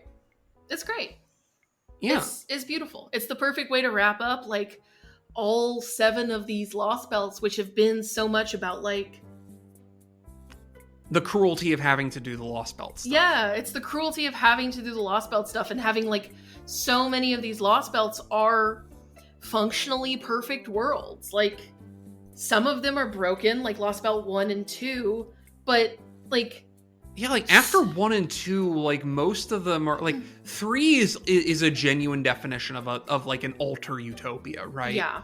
Where there's parts of it that suck, but it's like if your thing is simply the utilitarian desire for people to have the most peaceful and happy lives possible, like it is a very unfree world, but it is still a world that is good for most people. Right? Yeah. And then like you get to LB4, and LB4 is like, if not for the fact that it's coming apart at the seams because Arjuna has mental illnesses, it's also a world that is good for most people. Right. LB5 is an actual real ass utopia, even for the people who are left on the periphery. And then LB6 is just like it's a world born of cruelty and hatred, but that in its own way is kind of like it's a valid way of existing, even though like it is no more cruel than like the human order that we live in now. Right. Exactly. All the horrible things that happen in LB6 are mirrors of human the cruelty. Normal world. Right. Of proper human history. Right? And that's why eventually, like after a certain point, they very quickly established that no, this is not a LostBelt. This is like a lost world sort of thing. Right. You know, like they this isn't an alternate human history. This is a different history, period. Right. And all the things that are wrong with it are broadly the things that are wrong with our history as well. Right. Except way worse somehow. Way worse. Yeah. Because we don't have anyone who lives to be 2,000 years old and just well, I mean, I guess we do have people who get off on the extermination of other cultures, but like that's kind of here nor there. Right. Yeah, and then all of this wraps up with 7, which is just like, it's kind of like this very beautiful kind of bow on all of it to like have you step back and realize that like, yeah, this is, even though it's been like shitty and painful and you feel bad about like the things you've had to do, it is ultimately the only choice you could ever make, right? It's the only thing you could ever do is to like fight for the right to exist, you know? And to come out of it going that like utopias are impossible. They can't exist. So you have to choose to live in the world you've got, right? Like that's the only choice at the end of the day. And it's beautiful. It's so good. It's just been so good. It turns out Nasu knows how to write a story. I don't know if you knew this about him. Did you know that Kanoko Nasu knows how to write a visual novel? Isn't that crazy? It's crazy. Man, it's crazy. It's great. It's so hard to have so much good stuff in FGO, right? Because like it's so hard to convince people to play it because it's a gacha game. And I understand, like, the hard thing is that, like, I can never truly be like, no, it's not like Final Fantasy XIV or Expedition 33 or any of these other games where it's like, no, I actually think you need to play this, right? Like, shaking you by the shoulders, I think it's worth your time in your life. It's not Tales of the Abyss, right? Because, like, it is a gacha game, and it is on your phone, and there's so many, like, hurdles between... I mean, there's so much video game between you and LostBelt 6 and 7, even though I think a lot of that video game is really good. A lot of that video game is really good. A lot of it is not. A lot of that video game is good. But also some of it's Londinium. Some of it's Agartha. You can technically skip Agartha. I didn't. No. I wish I did. Yeah. I probably... It's fine. Don't worry about it. It's fine. It's fine. It's fine. Like, there's so much stuff in FGO of, like, wildly vacillating quality. And, like...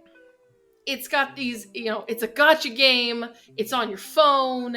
There's so much, you know, there's the problem with Ort that if you are a relatively new account, that just becomes a wall until you've developed enough 3 and like silver and bronze servants, right? Like if you're a brand new player, right? Now don't worry about it. The thing is, like, Ort could possibly be a wall. But to get to Ort to begin with, you'd have to get through Athena and LB 5.2. That's correct, yes. Like, there's so much between to just get there. And so it's so hard to make people play FGO. And I don't even really try to make people play FGO. If you play FGO, cool. But, like... It's so good. It's part of the reason I can't play other gacha games is because FGO is so well written and ain't nobody doing it like FGO still. Like literally the only gacha I played that had a quality of writing that was anywhere in the ballpark of FGO was Limbus Company. Yeah. And like I just can't. I can't anymore. That pot's been ruined for me forever. 100%. Due to stuff. So and it's like, but like that's it. Like I like Girls Frontline 2. You know what? Girls Frontline 2 doesn't really have FGO tier writing. Simply not there. Arknight's really badly localized for like the beginning parts. I don't know if it gets better eventually, but it certainly isn't good at the beginning. I'll tell you that for free. I mean, like the fucking Hoyoverse games, they are inoffensive. They don't have anything truly going on in them. They are perfectly fine, right? Like if you like a Hoyoverse game, Hoyoverse to me is very... You know, kitsch, like kitschy, and like the idea of kitschy of being like something that evokes a feeling but comes from a place of insincerity, right? Yeah, totally. Hoyoverse games are very kitschy to me. Yes. In that they will have content in them that tugs at the Saturn heartstrings. Like, sure. Like the thing about Genshin Impact has a lot of those good ghost stories in it, but like the kind that aren't scary, the kind that are bittersweet, right? Yeah. And they're really effective. And I think some of those are genuinely really well written. What they aren't are part of a narrative that is good or has a point. Mm-hmm. Exactly. They are like individual nuggets of like effective emotional milking. Right. That is not actually linked at all to something that is like a narrative that has anything bigger to say. It'd be like if all of FGO was just its interludes. Like if the interludes were still good, like FGO has a ton of great interludes, right? Yeah. But like if the bones of FGO were bad, that's essentially what Hoyoverse games are, is what it sounds like. Yeah, basically. It's like if your entire plot was strung together through fucking epics of Remnant. Yeah, man. And it's just like nothing is still, like, I still think that fucking LostBelt 6 is one of the best stories I read in 2023. Certainly. Right? Like, isn't that crazy? It's just, and it's in this gacha game that I can't convince people to play. That's the hardest part. And it's just a shame. It's just a shame. I hope when this game like finally goes into end of service, they turn it into some sort of single player thing, because otherwise I think some of the best like visual novel writing is going to go away forever, and that just kind of makes my stomach turn. Like the thought that like you'll only be able to engage with LostBelt 6 and 7 through YouTube videos seems so wrong to me. Mm-hmm. So I'm really hoping when this game does truly finally die, which won't be for, another probably 3 or 4 years at this rate, even though I know they're technically doing the end of the plot right now, but Yeah, the end of the plot is not going to equal end of service even remotely. That thing's going to continue making money forever. No, they're going to keep it running for a little while longer. I don't know how much longer, because it's a 10-year-old phone game. It can't go forever. But yeah, no, but like what the instant FGO is going to stop making money for real is either going to be, we have literally announced the end of service and you are no longer allowed to buy currency, or we have announced FGO 2. Right. Yeah. So, you know, I don't know. It's kind of a bummer way to end this episode of like a thing I really, really liked. But the problem is that I really, really liked LostBelt 7, like way more than I thought I was going to, considering the premise of like the initial premise following LostBelt 6, which was such an emotional gut punch, right? Oh yeah, and the fact that like we heard nothing about it, and it's like everyone's being like, yeah, it's probably going to be kind of mid or whatever. It's probably going to be kind of mid. It's just going to be fine. And like, if it had just been fine coming up after LostBelt 6, then that is a problem, because it's, you know, how are you going to follow up on that trajectory, right?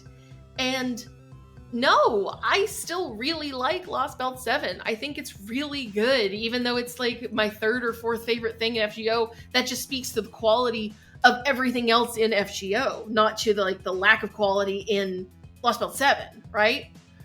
It's a testament to the quality of LostBelt 7 that it's probably the second weakest thing Nasu has ever written in FGO, and it's still like in the top 5 of every single story arc in FGO combined. Exactly, because it is a lighter story. It is not as concerned with kind of the heaviness of the stuff that's in LostBelt 6, because it is kind of I wouldn't say like a victory lap, but it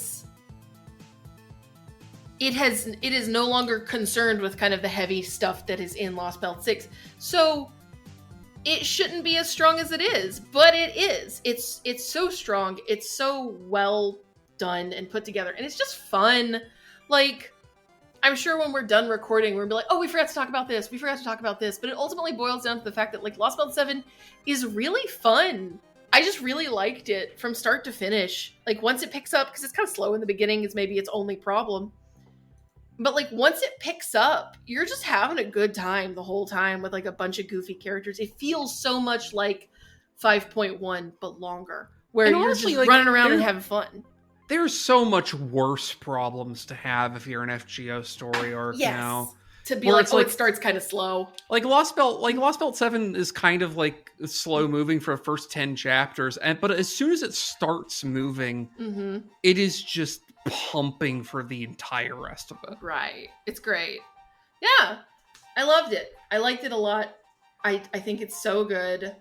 I'm really excited for like the other ordeal calls. Not this first one. I know it's kind of mid, but I know they get better, so it's fine. And I'm looking forward to talking to you again in 3 weeks about fucking Summer 6. Or Summer 8, excuse me. Yeah, we're definitely going to remember that we wanted to do that, and then definitely also do it. Definitely. I am going to try to remind you, because if it's as good as I hope it is, then I'm probably going to be like, no, I have feelings. I want to talk about LostBelt 6 more, actually, turns out.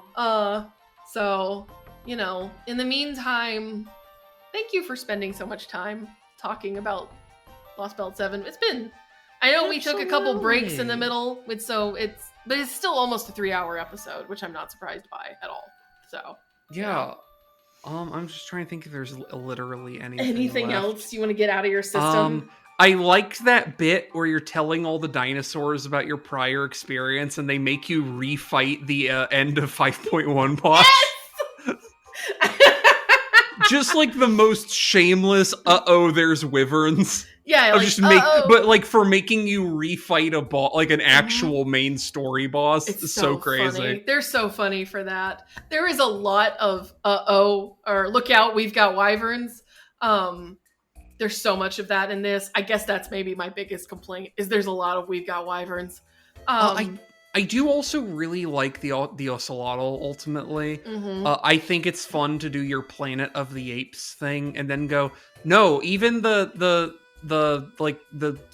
kind of pre-sapient monkeys who just were given assault rifles and told to go ham have their own sense of dignity. They have their own sense of dignity and their own sense of I said nothing in LostBelt 7 made me cry. That's incorrect. I did cry for Tlaloc, and just like, there's still that love for the city, even if they are not like the same people that lived in Tenochtitlan, like when she was the city. Like they still have that love for her, and it still revitalizes her. And it's like, I think it's super cool to go, that's right, I'm in my city right now. Let me show you what power it gives me. Pilots a mech. Yeah, pilots a mech that is like representation of the city. Sorry, that's cool. I love Tlaloc. By the way, I love Tlaloc's design that is explicitly showing her like with the blood coming down, like her actual physical design is representative of like sacrificial blood coming down the stairs of the temple. Like you see it with the red line dividing the whole outfit. It's so good. It's so smart. I'm really glad that she's getting an Avenger Summer version. She's getting an Avenger Summer version, whose third version is a bunny suit, as though they needed to bait me more. It's like, hey, you like this commissary? What if we put this commissary in a bunny suit? And I'm like, yeah, I mean, you had me the first time, man. I rolled for her to begin with. I rolled on a Tezcot banner to get her. That's so funny. Did you pull Tezcot? Yeah, I rolled. Oh, I don't have Tezcot. I rolled on Tezcot's banner to get her, and I got her. Good. Perfect. That's so funny. That rules. And I'm like, cool, I have her. Now I can wait until Cuckoo comes out to get the other copies of her. That's right. And then she spooked me. I rolled for Cuckoo and I got her. And then I just got Tlaloc. I just got spooked by her one day. I was like, oh, well, that's nice. What a lovely surprise. Gosh. Yeah, I just love that whole bit. I love the whole bit with her in the city, like being. I mean, anytime FGO does the thing where it's like, yeah, you're on my home turf now. Like the circumstances of this battle have turned as such to be the perfect way to give me like the power I need. I'm a sucker for it every fucking time, right? It's always cool. Like that shit's cool. I'm sorry. Did you ever get to do her Valentine's? No, because I didn't have her then. It's the most like, how do I put like, I know she's a commissary. It is the most like, you get her as it's with her third ascension, or I think you do a little bit with the second ascension as well. But the bit of it is at the end is with the third ascension. It is the most dare I think literally anyone has been in Fate Grand Order, where she's like, she gives you the key to the city, right? Great. And it is specifically, this is the key to the inner sanctum, like the literal physical inner sanctum. Yeah. And she's like, and you're gonna come spend some time with me there, right? Right? Wink, wink. Right? We can go there right now. Wink. And I'm like, and Gudako's like, I don't understand the overture being made to me here, but okay, yeah, sure. And she's like, yay! Oh, it's so funny. I love her so much. She's one of my. I was gonna say she's my favorite 4-star, but I know we have Avengers Zufu coming in a year or two. So hard competition. It's actually really funny that we're gonna get Avengers Zufu, and we're also going to get Tlaloc in the same summer event, right? Yeah, and I think that Tlaloc. Wait, no, that Tlaloc's not an adventure. That Tlaloc's an alter ego. Excuse me. Right. So we'll get alter ego. It's so funny that Nasu knows my type so well. Is like, hey, we have this like weirdo who's like kind of popular, but not that popular. Anyway, we're making her an Avenger. Yeah. And she's finally getting a 4-star version. Good for Zufu. That's actually really funny to just give those two Saturn bait characters summer versions in the same summer. I'll have to check what the roll schedule is there, but I'm debating the opportunity of going, what if I'm the only person in North America who has a level 120 Zufu? Level 120, like NP5 Zufu, yeah.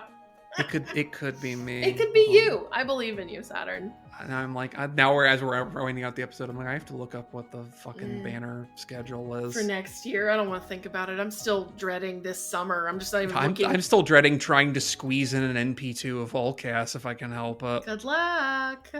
Well, if we forgot anything, yell at us on Discord. That's all I got. Sorry. Yeah, we'll happily continue gushing about all the insane shit that happens in FGO. We love FGO. The thing is, FGO, I go back and forth on playing it like consistently, but I will always love FGO. I think FGO is genuinely good. I think that's the source of a lot of my pain, is that it's just hard to get people to play it, like I said. I don't know how I got tricked into playing it. I made you watch Unlimited Blade Works. I think I started playing before I watched Unlimited Blade Works, That's though. funny. But I think when I visited you, I had already started playing. Oh, that's right. Why did you...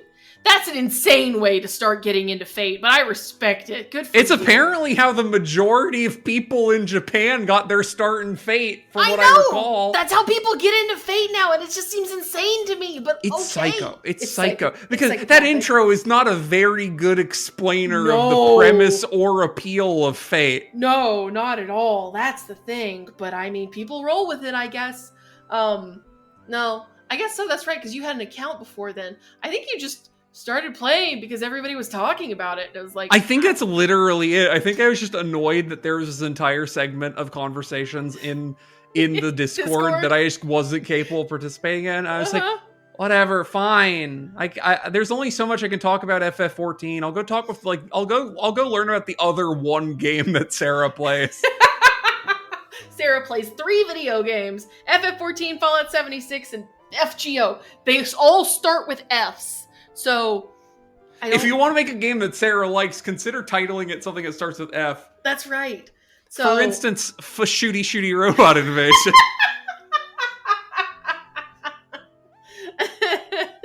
Or perhaps Fumineko. Fumineko Fexpedition 33.